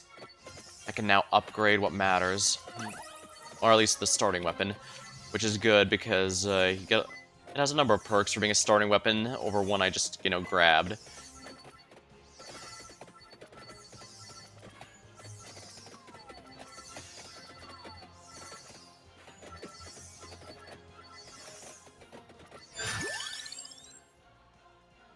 Fire Wand up.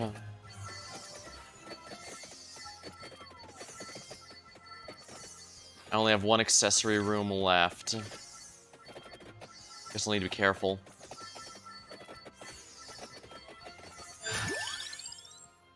All base damage up will help a lot, I think. Go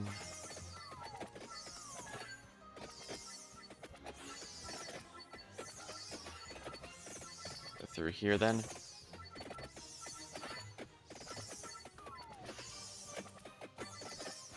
I'm pretty sure I know where the map is, but... yeah, it's in town. It's not horrible, but it's a little annoying to have to deal with.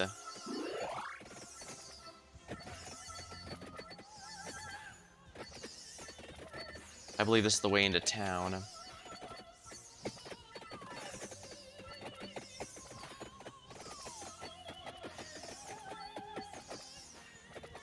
Ah, crap, something died there and I need to get that chest. Oh, it's right here. Look at me. Free Fire Wand level. Sounds good for me.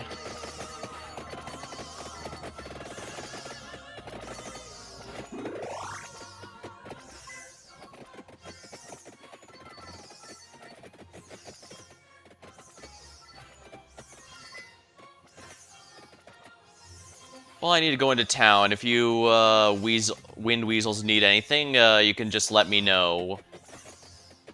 Ah, it's in this building. That's gonna suck a little. Displays a detailed map when Mount Moonspell. And here we are. Given I mentioned before that the map was a little too basic, given all the really good stuff that could be found in here, I guess devs agreed and decided to give a bit more. Mirage Robe.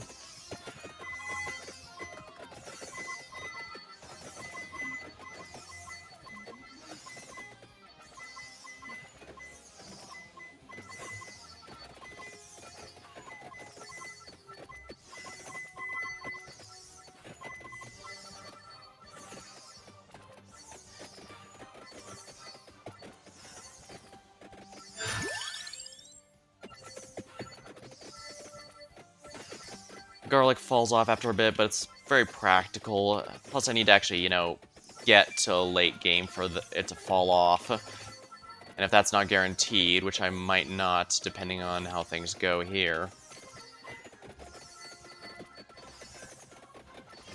Right, here we are. Let's go. Garlicky garlic.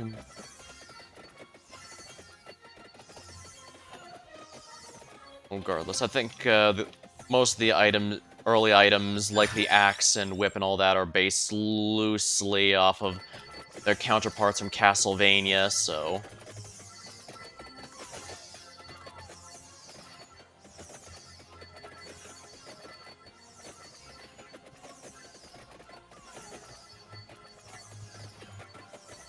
Yeah, this is a little dangerous. My build might not be good enough.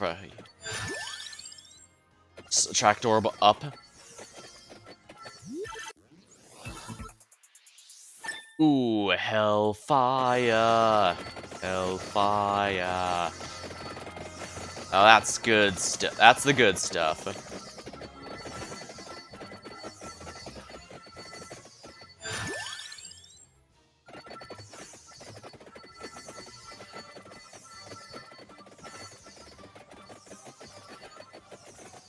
And because of the cooldown reduction, I can use it quite a bit more often than others using the same thing.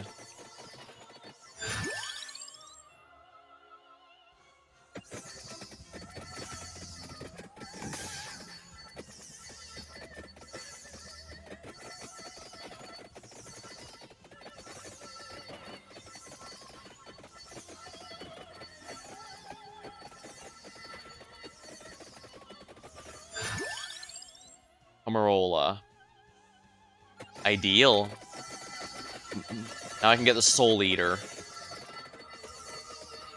Notable for being an item that is capable of healing me.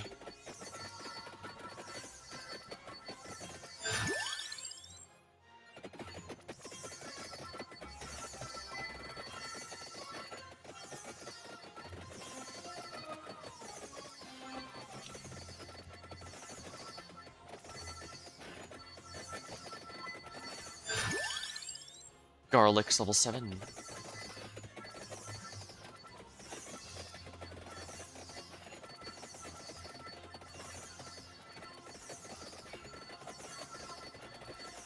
Excellent, excellent. Oh yeah, more here.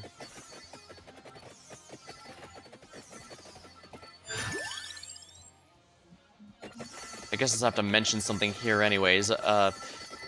The coming up weekend, I'm going to be away for more family obligations, so I won't be streaming that time, but as per usual, my YouTube VODs will be continue updating. Although I guess if you're watching this on YouTube and that after that point, then yeah, you don't have to worry about anything because it's just gonna be going. YouTube will just continue updating as per usual.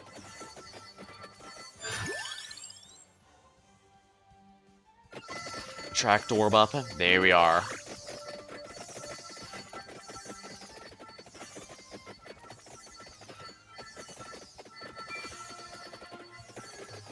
Oh yeah, that's a lot. I'm healing up quite a bit more now. Garlic maxed. It's now ready to become the Soul Eater.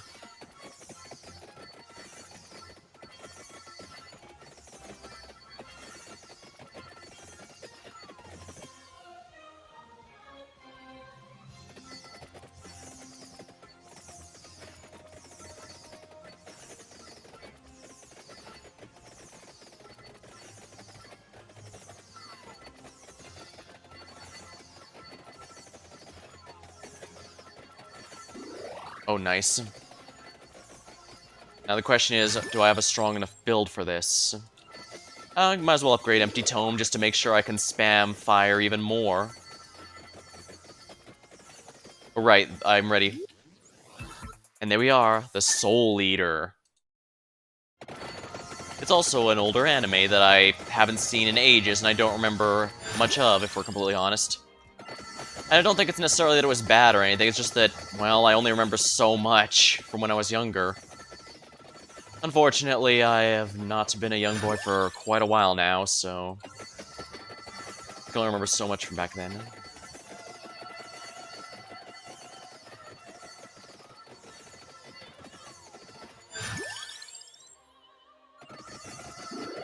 Damage on everything up, if you please. Ah. Got it. Oh, I don't have the Prismatic Missile, but I don't have the item that upgrades it. How embarrassing for me.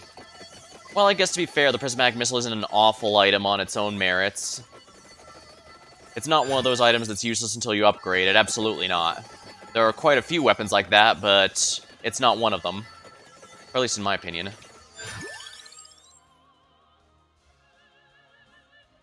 Silver Wind probably should be upgraded.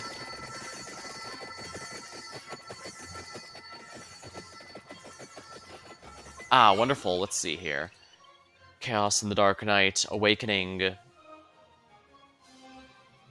I don't think I have enough of these items to make that worth it. Additional revivals might not hurt, though, just to be safe.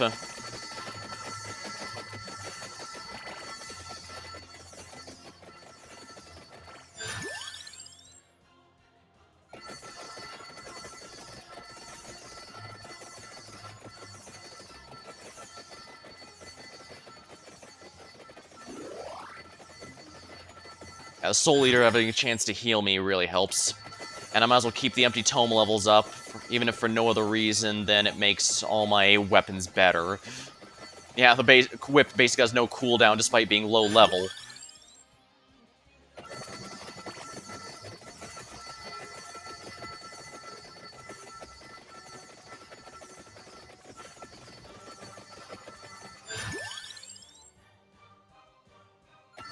Might as well get Pummeroll up so I can get the festive winds going.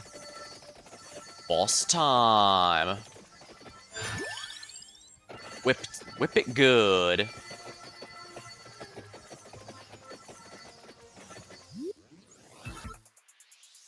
Free level of Silverwind. Sounds good to me.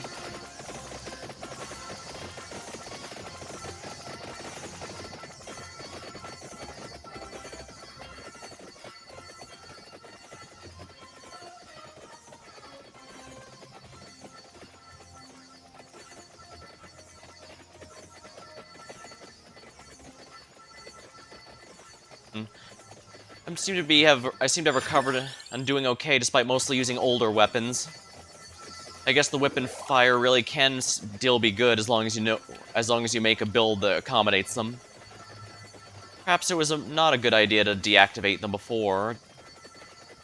Well, I guess to be fair, Arca here, the not Alucard, starts with it, which means the beginning will give a free +3 extra amount to it.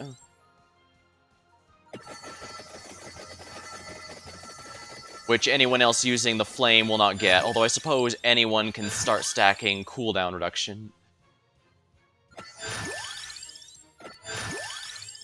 Might as well max out Pummerola so it's now out of the pool. Whip it good.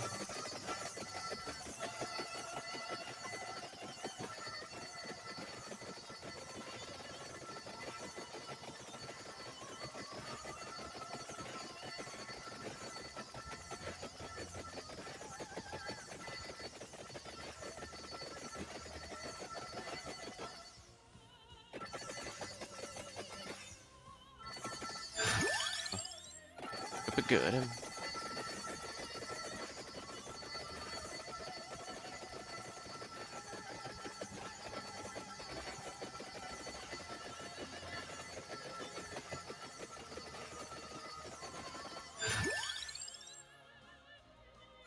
Silver Wind up.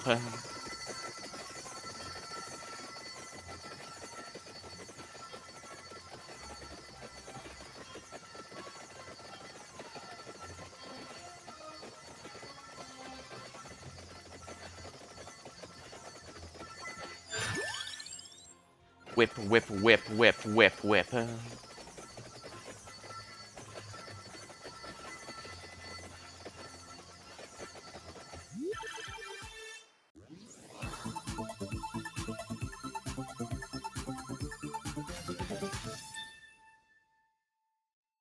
Excellent, I think the Silver Wind's max now. I think that was worth it just to get the extra levels of everything. Whip is ready.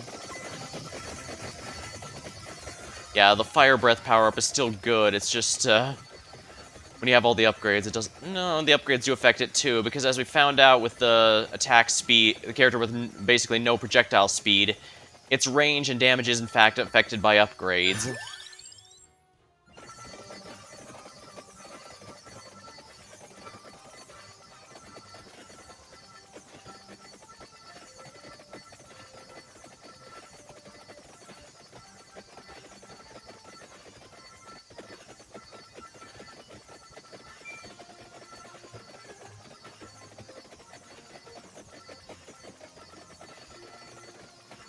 Come on.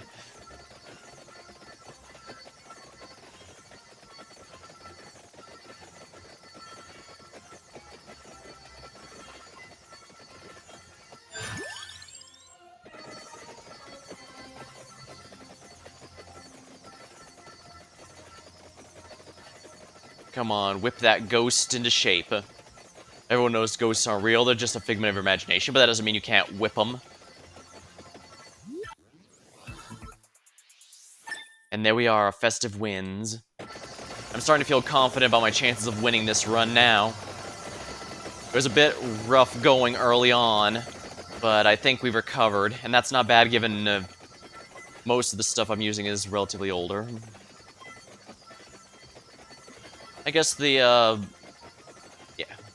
Prism is a new one from the second DLC, and the Mirage Robe is from the first, but at the same time, I don't think that's, Well, I guess it just goes to show, as long as you know what you're doing and have the proper build to support everything you're building, just about anything can be made to work.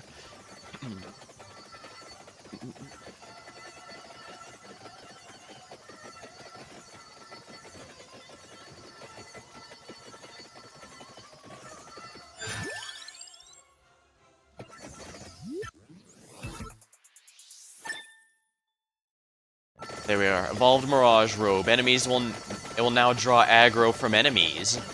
Extremely useful in a game that is known where enemies specifically focus you down. And I guess I need the Hollow Heart at a few more levels before I can get the upgrade.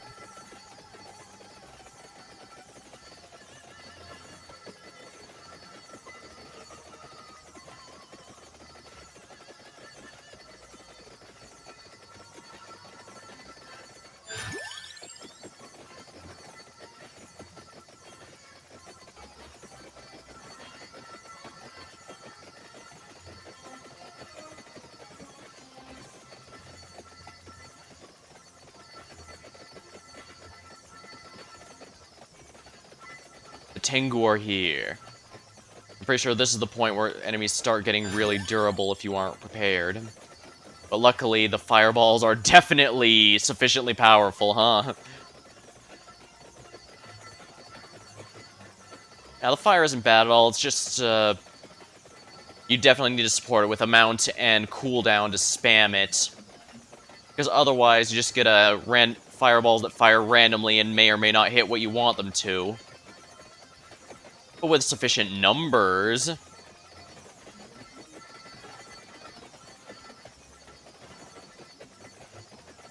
Not to mention the Mirage Robe drawing aggro and distracting enemies. Hollow Heart at max. 331, should be plenty of health, honestly.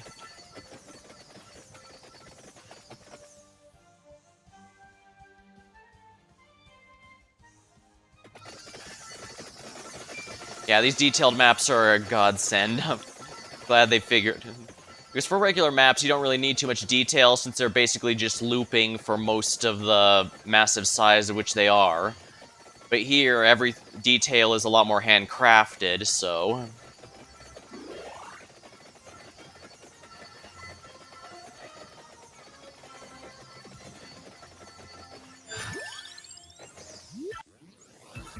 And there we are, the Bloody Tear. Yet another Castlevania reference. And of course, thanks to my ridiculous cooldown reduction. My 60%, that's basically what the Missing No started with when I rolled the really good cooldown reduction. It's basically without any cooldown whatsoever. Which by extension means it will constantly be health draining for me. Which is of course rather nice.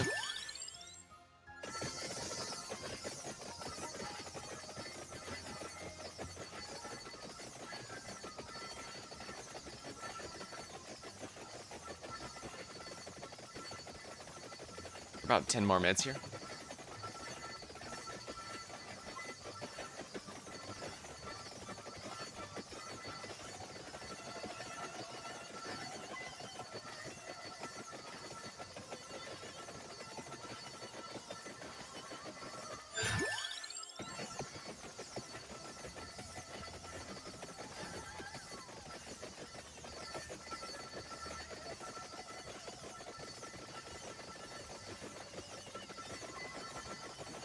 Here we are.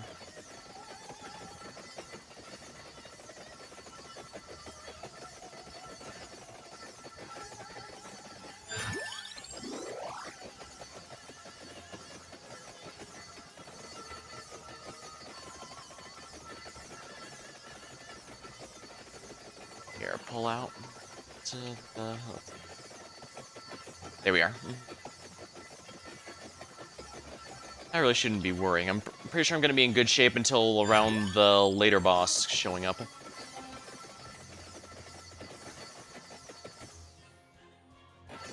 Ooh, I should probably get that orb there for the easy experience gains. Here we go. 'Cause I know there's a lot. Always the big coin bag. There we go, that was quite nice. I probably should have gone for one of those earlier just to make the leveling process easier, but I don't think it's a big deal, honestly. I don't believe I have anything left to upgrade, so yeah, that's just cash.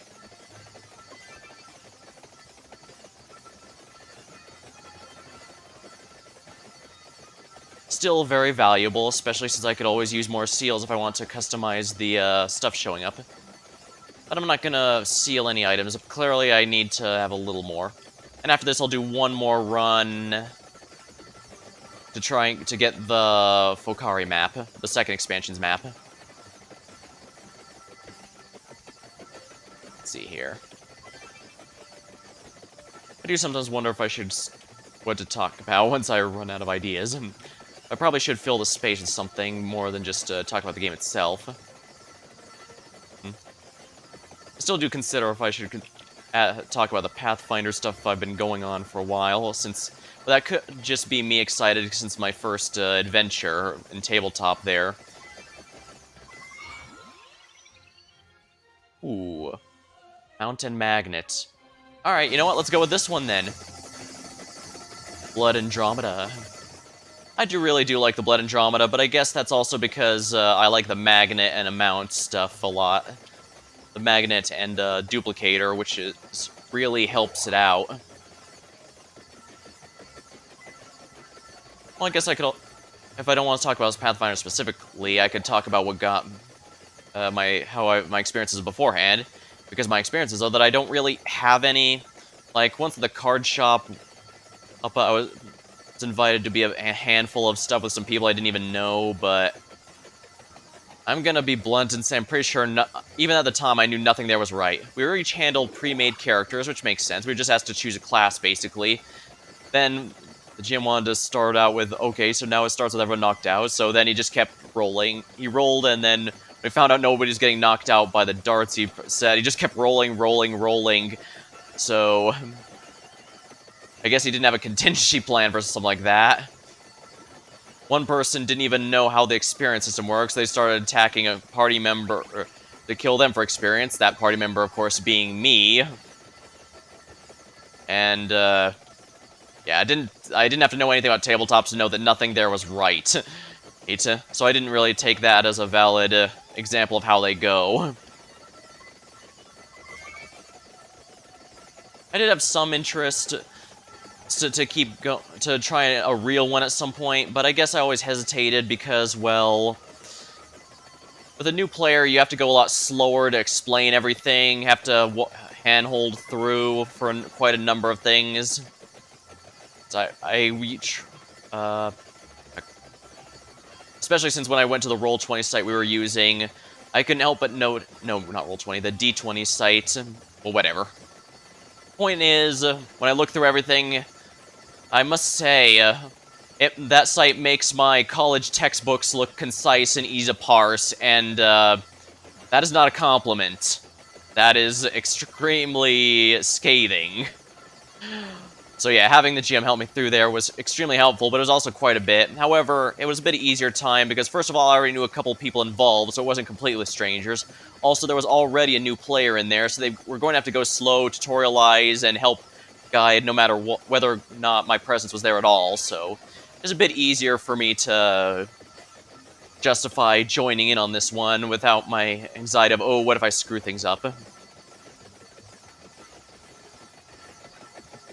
I know it's a bit silly. I imagine if I were to speak with most people, they say, ah, it's not a bad idea. But I guess that's just how things go.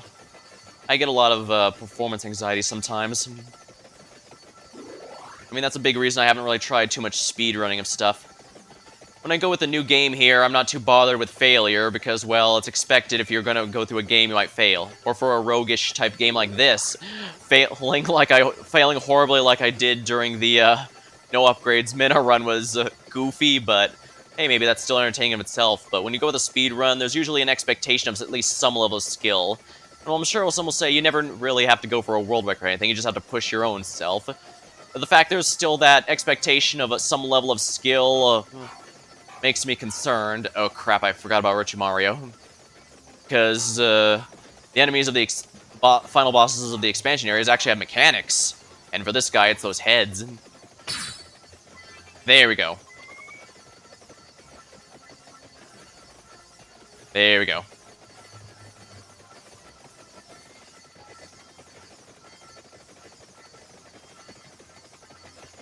I must say the reduced cooldown from this character really helps quite a few ways. Dang. I remember why I liked him early on, and I guess so that's only gotten better with time now that I realize just how valuable cooldown reduction was. I think I just liked him at first because he was the not Alucard from Symphony of the Night character. Granted, he's far from the most powerful one, but I mean, I can't think of... There's just quite a few good weapons where cooldown reduction does a lot for it. So, yeah.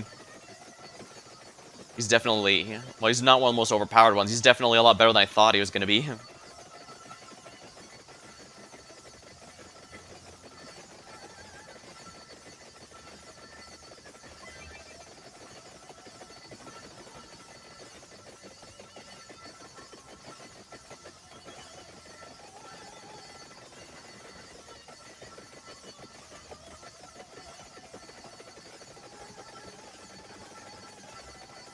Let's keep going here. Let's see here. I guess I'm not gonna take off the upgrade, so maybe I should finish the get the last map item with Antonio, since he's the not Simon Belmont character. The first character you start with, the first one you don't have to unlock or anything. And as mentioned, I do like the Bloody Tear as an upgrade. I just feel like it's one of those weapons where you really do need it upgraded or you won't get very much out of it. But hey, he starts with it, so, you know, might as well, right? Plus, I might be able to get the Fwifaloo if I play my cards right.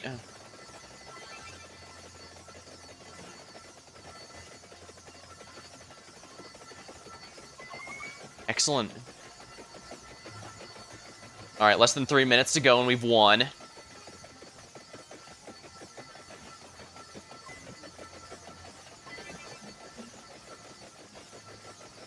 Here.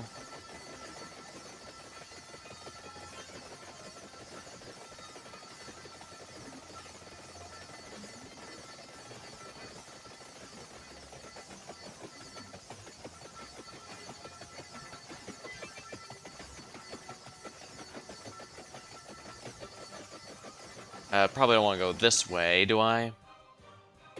Well, I could get a nice item if I do, so why not? No, why not? There we go. Not a big deal, but it can be nice. Oh my. Yeah, it's getting crazy now, that's at 28. Just about everything's a mini-boss now, but we got it, we got it. I have to go in circles to toss my clones around, but we're gonna do it. We're gonna make it.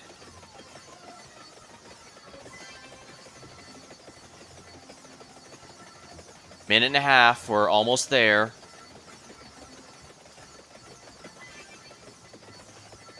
Perhaps I should have got the one that makes my fireballs bounce. Well, maybe next time.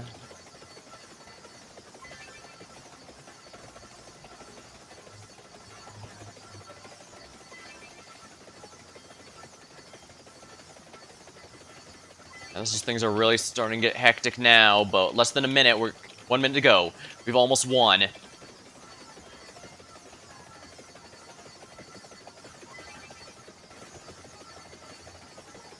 Come on.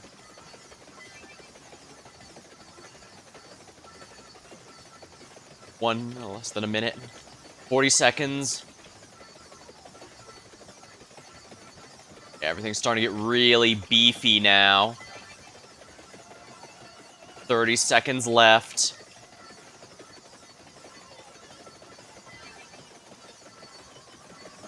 Getting there.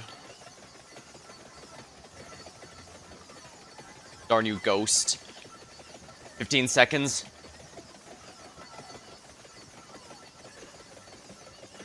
10, 9, 8, 7, 6, 5, 4, 3, 2, 1. And we've won. There we are. It took a while for the Reaper to get there. I saw him in the upper right going down there. Alright, we can go ahead and cash in these spare revives now. Crack, crack, stretch. Stretch, stretch. That's all unlocks, all secrets. And of course, one more for the collection. 10 more damage, max is 50%. So basically falls off after about 50 levels. Meanwhile, Pugnala gains 1 might every level, but... Oh no, damage is a bit different from might.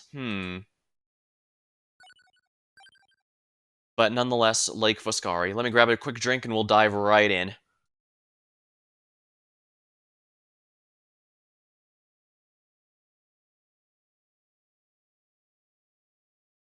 Alrighty.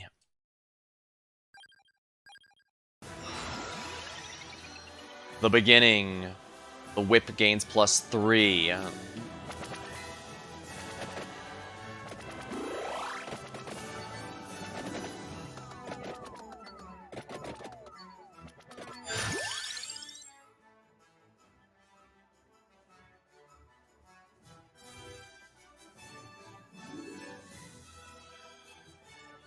King Bible will be good, yeah.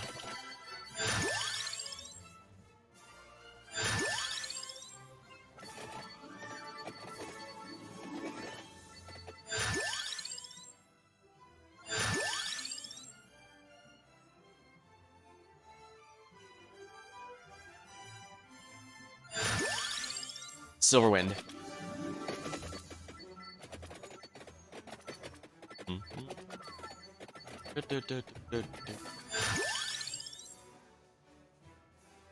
Crown. Yeah, getting the crown this early is going to do a lot to help my XP gains.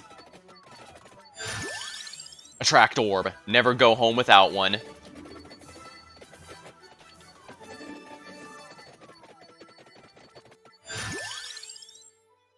Whip time. Whip it good.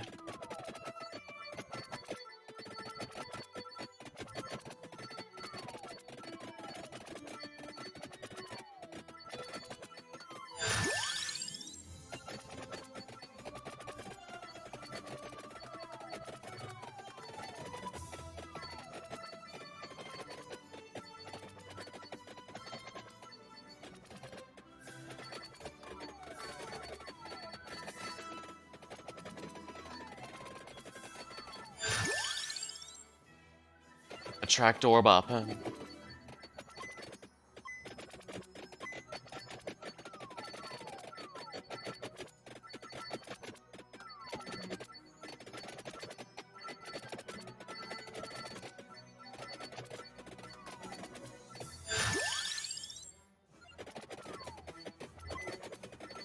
Yeah, I think the King Bible was a worthwhile investment here.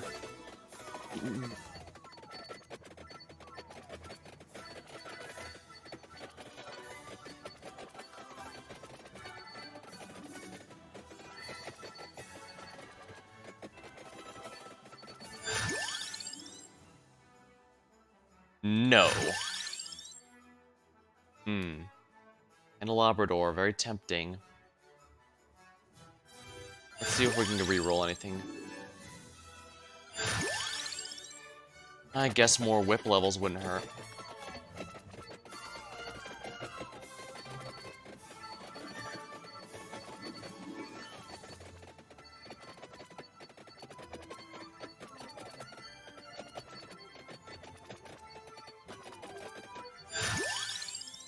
Whip time. Free level of Attract Orb. Don't mind if I do, don't mind if I do.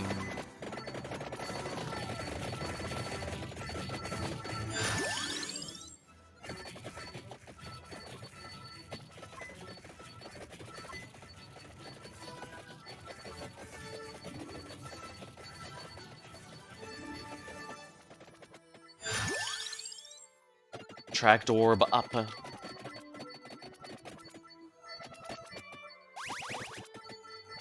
Not too many, but I guess it does help level ups, and I need as many of those as I can get right now.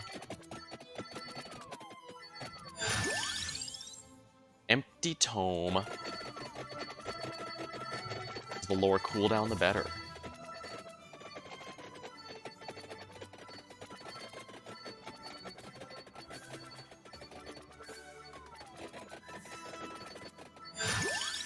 Attract Orb max.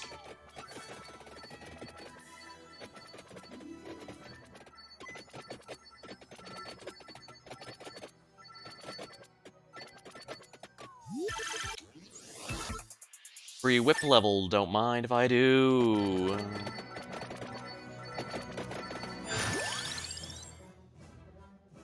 Empty Tome. Yeah, leveling this up first is just gonna be a godsend, I think. Prismatic Missile. Now I can upgrade this one. I like to choose the beginning a lot. But I guess that one, Blood Andromeda, Mad Season, and I guess Wicked Season are the ones I like to start with typically. The beginning is hard to go wrong with just because it makes your starting weapon significantly better no matter who you're playing as.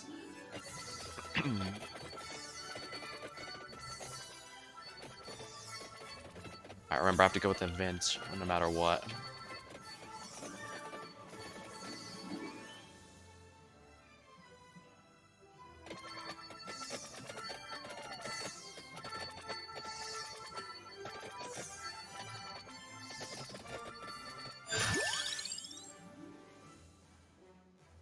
King Bible, if you please. King Bibble.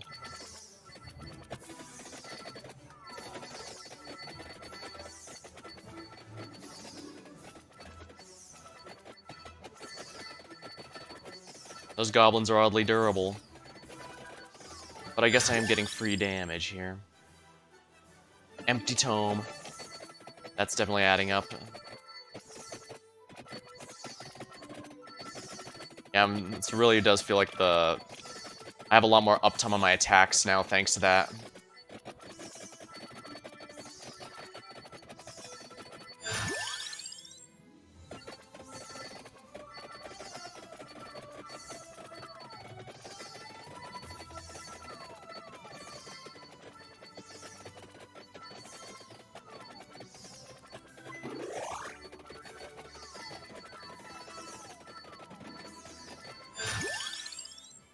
Empty Tome. I remember the Empty Tome's something like minus 21% cooldown no matter what. And of course, I've already got the cooldown reduction upgrades active here, so those are active as well.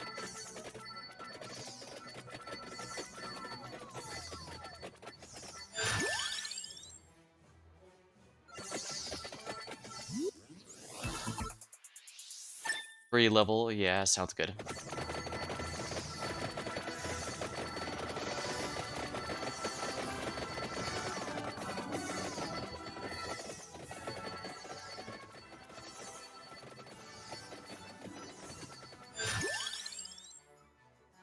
Empty Tome.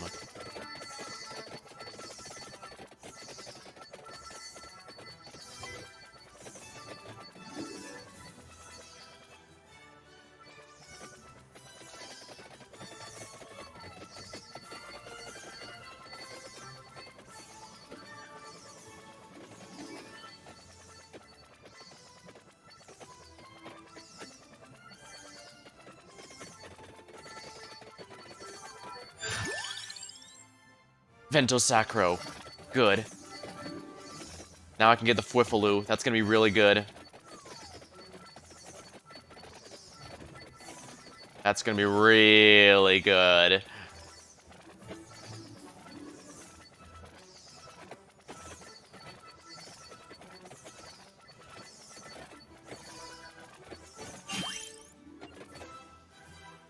A free level is never going to be bad here.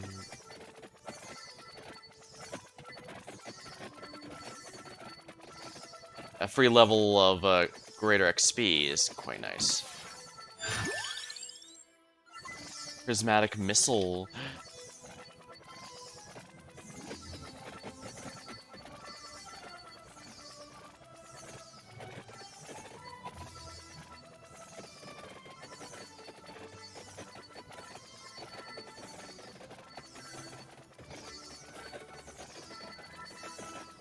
Gonna have to cross the bridge.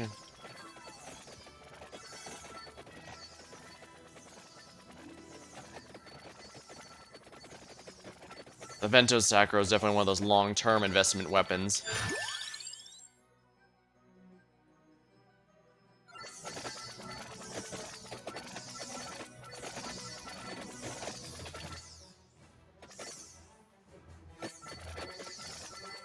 Now I have to be careful. The mushroom people here are very, very durable, even with attack boosts. At least once I hit to level 30, I'll get a damage boost.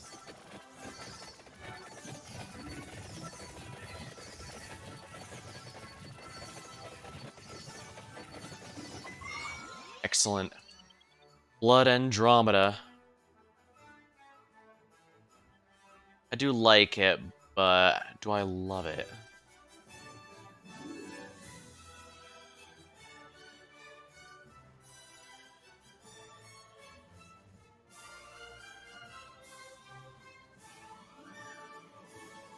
You know what? Let's get it.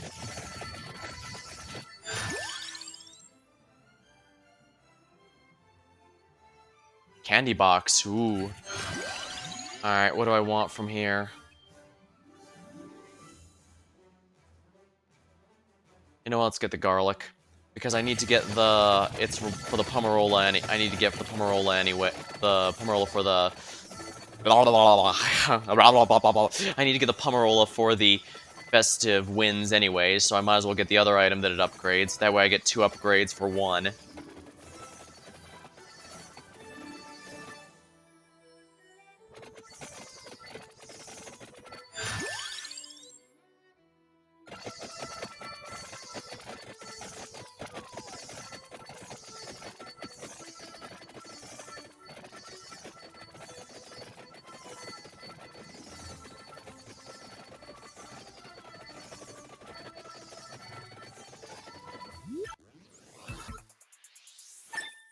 Not bad.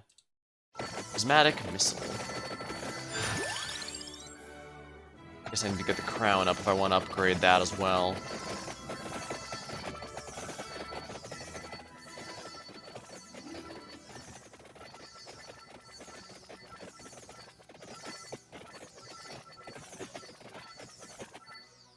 I'm pretty sure I have to go up and around, or there might be another one beneath here. Actually, I think there is a path beneath. Yes, there is. Yes, yes, I remember well. Oh, but it's not in there, which means...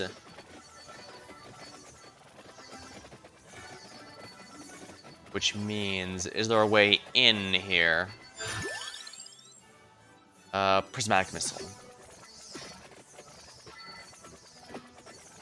And here I thought it was clever. Ah, well, let's keep going this way then.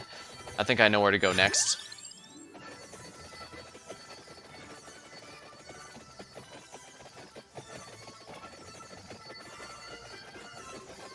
There we go.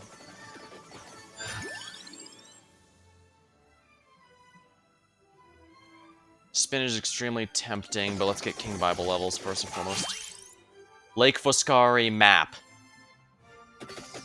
And there we are. We officially have the entire map of the area, which also means we now have all items in the game.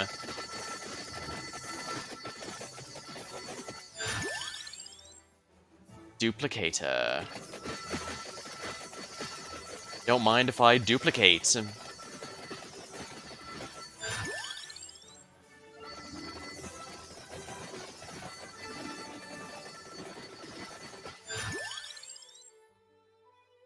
Do I want the Spellbinder? Is it that big of a deal? Pomarola, I need... There we go. Oh dang, this is boosting my XP really high.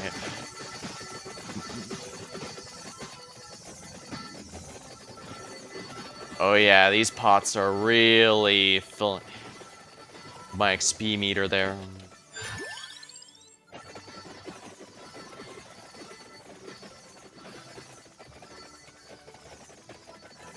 Kelpie boss down.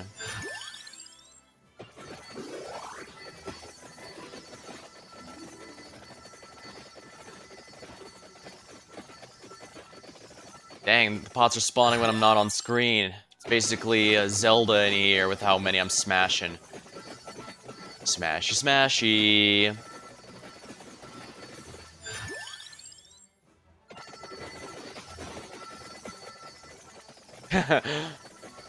Those scarecrows certainly got a rude awakening, huh? Crown maxed.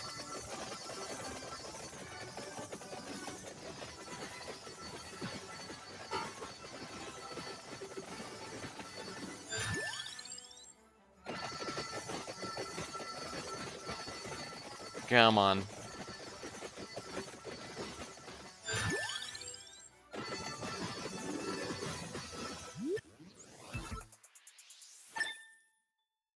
Vento Sacro level up. I should probably at least hang out here until level 50. Simply because that's when I max out the damage bonus.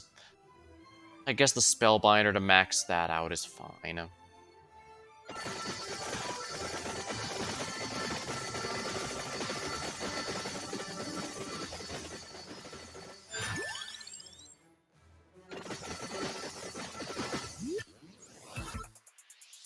Unholy Vespers.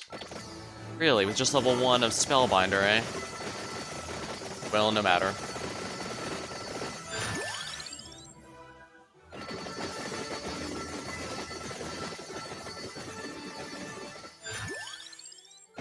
Silverwind at max.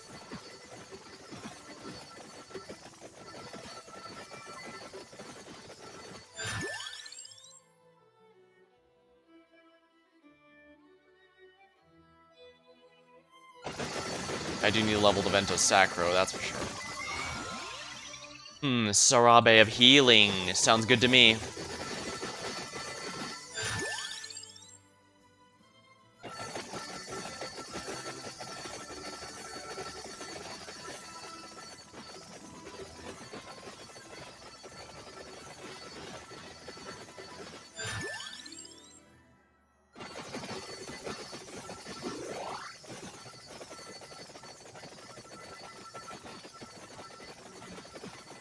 I do need to get out of here and move on eventually, but probably a good time to grab as much as I can here, really.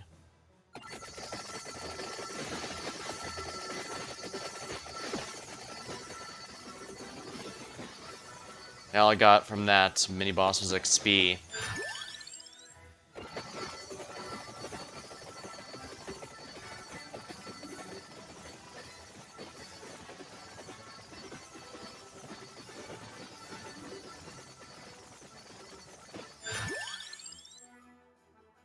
Vento Sacro is now maxed out. Now we just need to get the Bloody Tear, then we can get the Fwifaloo.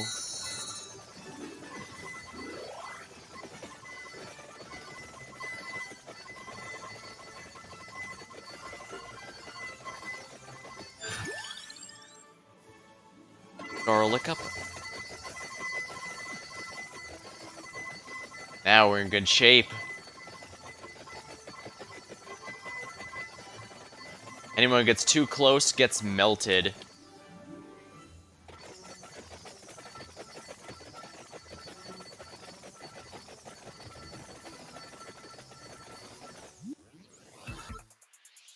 Festive Wind. I was kind of hoping for the Bloody Tear, but that's still a nice upgrade all the same.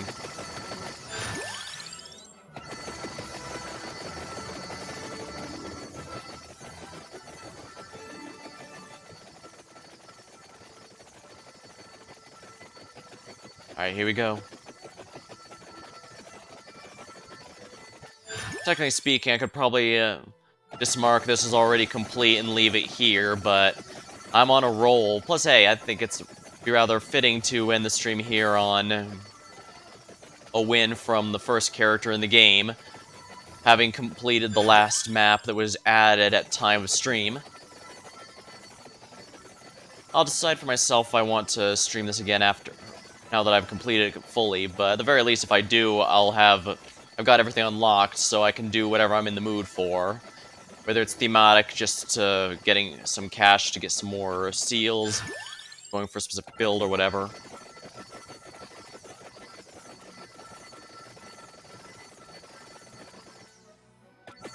Might as well grab the bracers while I'm here.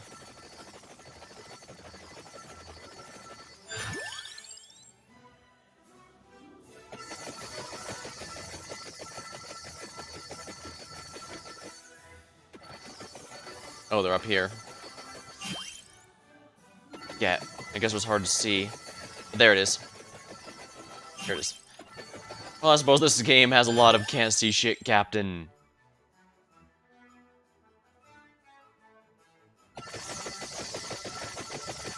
I guess that's even more items I'll need chests to unlock.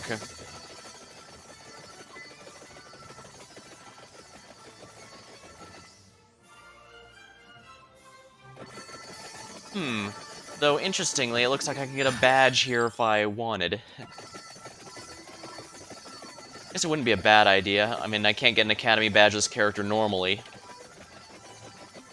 Apparently Antonio didn't go to that particular Magic Academy. Or maybe he did, and it's been so long he doesn't have it anymore.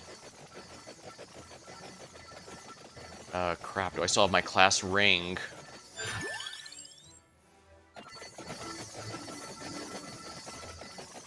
I will have to look into that. I'm sure it's, oh, crap, I forgot something died without me noticing. Luminaire? Yeah, why not?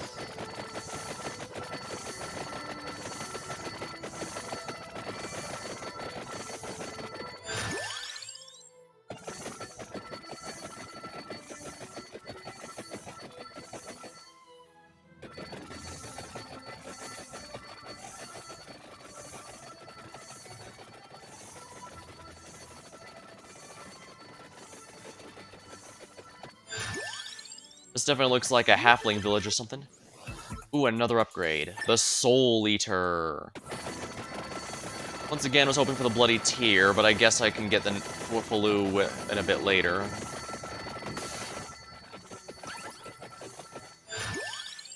Spellbinder.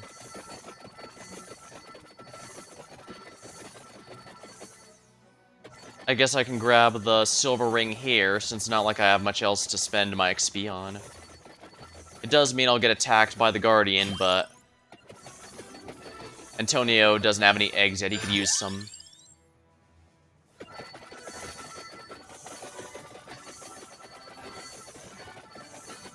I probably should turn off the damage numbers. For blunt, I don't actually look at them aside from to get an idea. Like, if something's doing single-digit damage versus something doing triple, that's, something to pay attention to be sure. But I'm not someone who pays too much attention to the raw numbers compared to, say, the actual amount of an HP bar being chopped off, for example.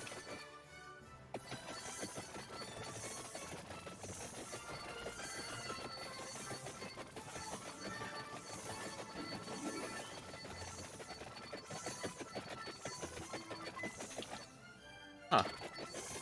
Pull up here, and there it is.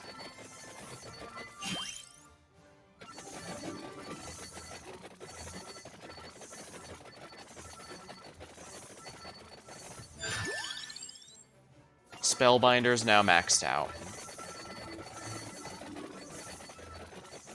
Seal has, of course, already been broken, so no point in going there unless I just wish to.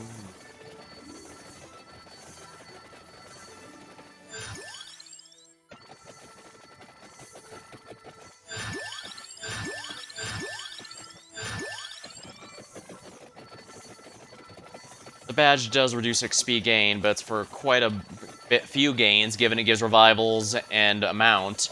And a mount is definitely one of the bigger upgrades you can potentially get.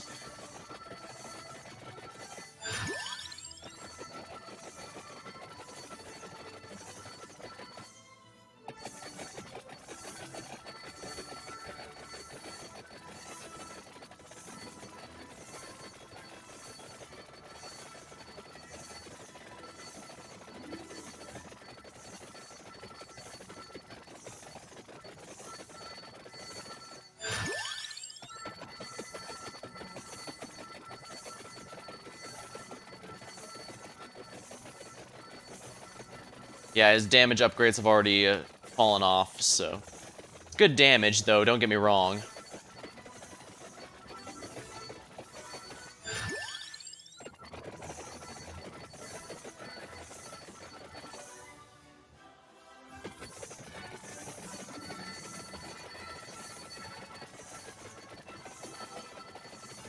Nice to have a map to just get out of the maze immediately.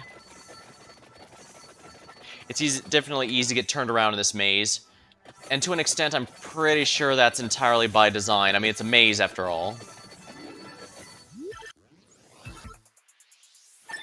Really?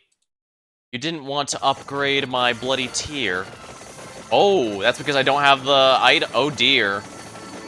Yeah, I'm an idiot. I'm a complete ignoramus who forgot to get the item they actually need to get the bloody tear. No wonder I was never getting the upgrade. I don't qualify for it. Oh dear.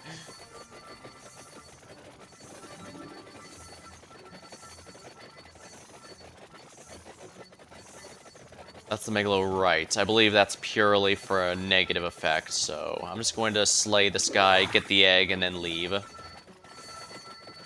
Because why not? I have the option to do so. Why shouldn't I get these eggs? Holy crap, look at all these whips.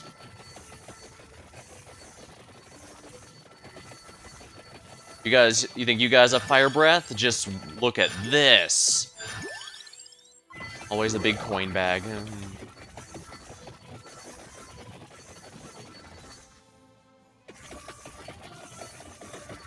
Well, I'm a complete ignoramus, so time to just grab whatever I can and flee. Flee!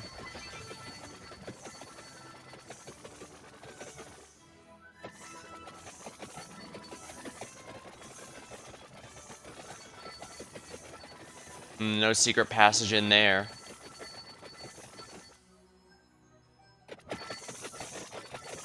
Oh, I guess I have to go around for that. Of course, it's gonna be the long way around.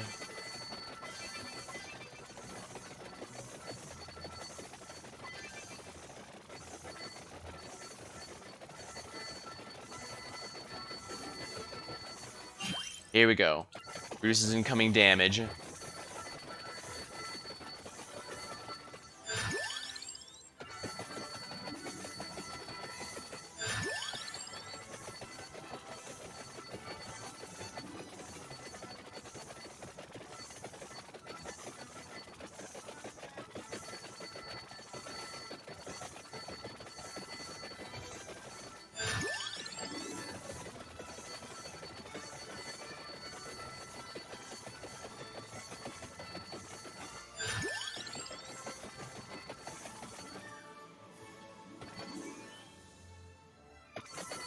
I have no interest in cursed items, so I'm just gonna keep going, I guess.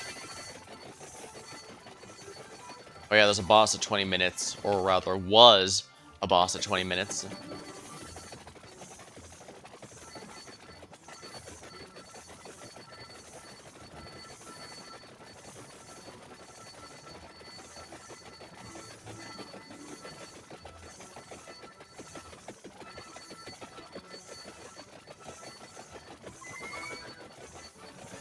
Well, at least the good news is, in spite of my incompetence, I've still got a good build going. My other stuff is good enough to compensate. There's another Guardian here, so let's make mincemeat of them, shall we?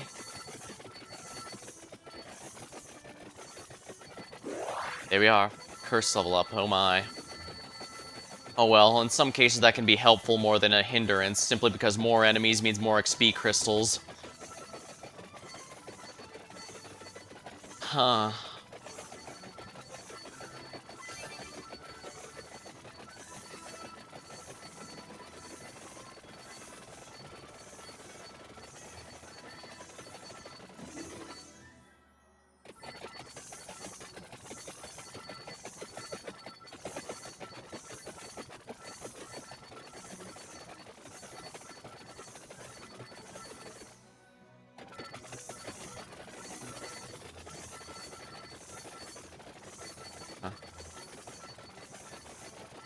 Hard to believe when it first came here, I thought it would be a Herculean task, an incredibly difficult task to go around the entire map in one session, but it seems it's actually not that bad.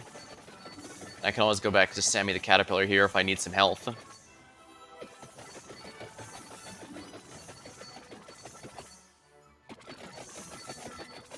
Luck.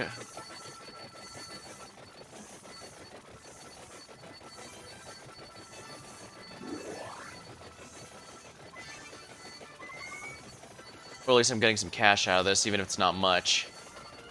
What matters is we're going to get ourselves a win on DLC with Antonio.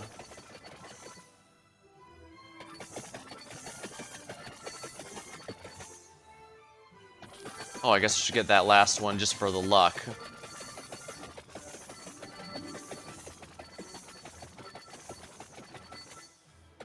Ah, there it is. It's a little hard to see since, you know, everything's frickin' green.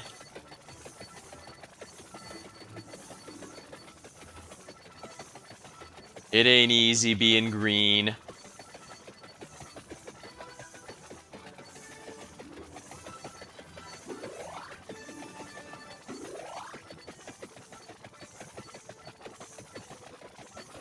I thought I was gonna have to do quite a grind for the Sammy Caterpillar, but I guess I should have realized if they're asking me for a ridiculously large number of kills, like 6,000, for a seemingly rare enemy, there's going to be somewhere where it's significantly less rare.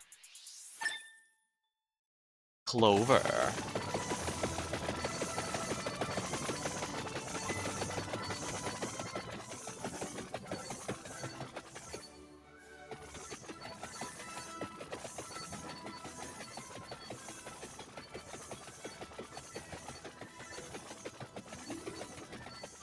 Protect the bearer. Sounds good to me. Uh-huh. There we are. All 4 eggs obtained. And I guess since the curse is probably going to be helping more than hurt, especially early on when you need kills and to upgrade stuff, it's going to really help. On that note, I've actually got some pretty good luck now. Not bad. And yeah, I absolutely have gone in a circle here. Because I had to go up here for the map, if you recall. Oh no, the map was north of here. But I had to go north and... Yeah, I still had to go north here and through the, No, I went through the... Well, kind of. I had to go through the hedge maze here, but the hedge maze comes out here, which means I've officially gone to a circle.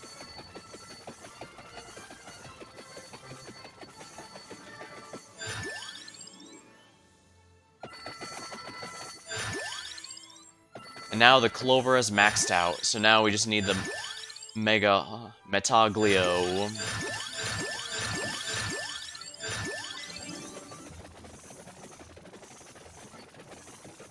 $25 Ah, there's the boss. This one has actual mechanics.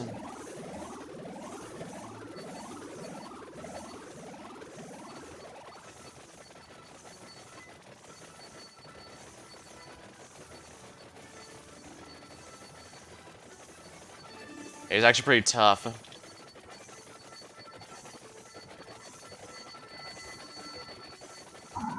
There we go.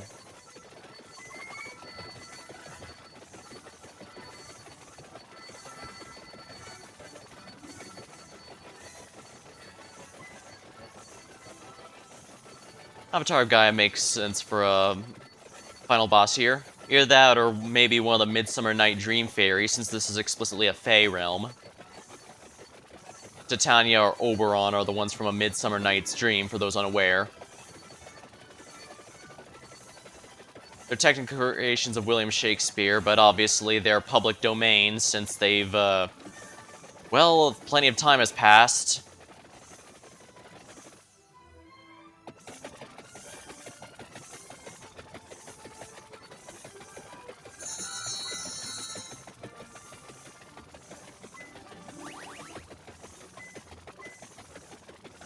Oh wow, 6,000. 8,000. Huh.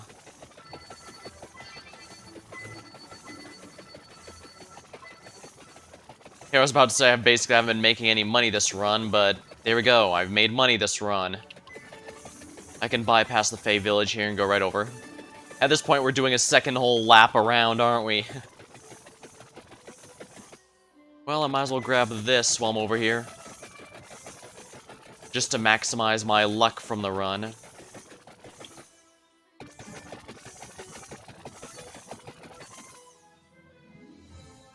So we've got ourselves 140% luck. Pretty good, I'd say. And we have less than 3 minutes until we win. Feeling pretty good.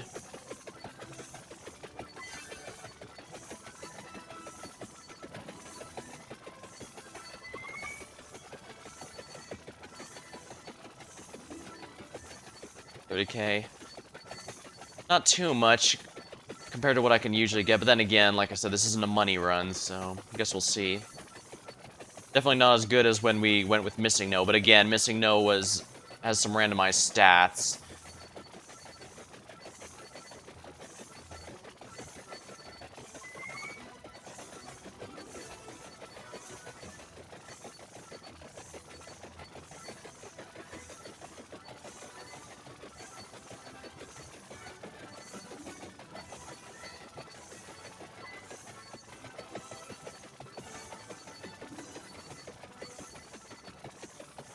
"28 minutes, this is where things are gonna take a big step up.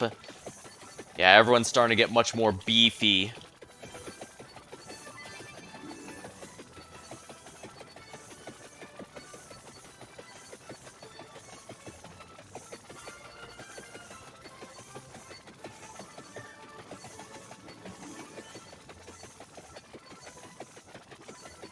Alright, we're making our way through. Come on, minute and a half, minute and a half. We can do this. Feels good to have just about everything. And of course, the freedom to do things that I like now. I was actually kind of surprised at how quickly I got all the achievements of the game. Then again, I guess that's by design. Definitely the kind of game where more crops up where you least expect it. Level up. Ah, we're starting to get to the stronger stuff.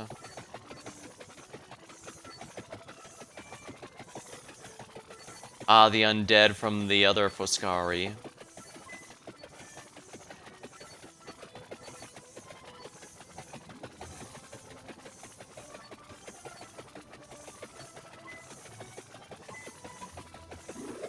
I should definitely try and get the money while I'm here.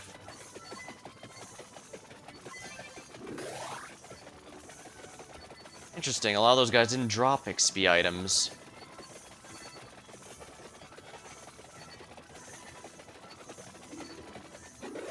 Well, it doesn't matter, either my build's done or it's not. And we are definitely in good shape here.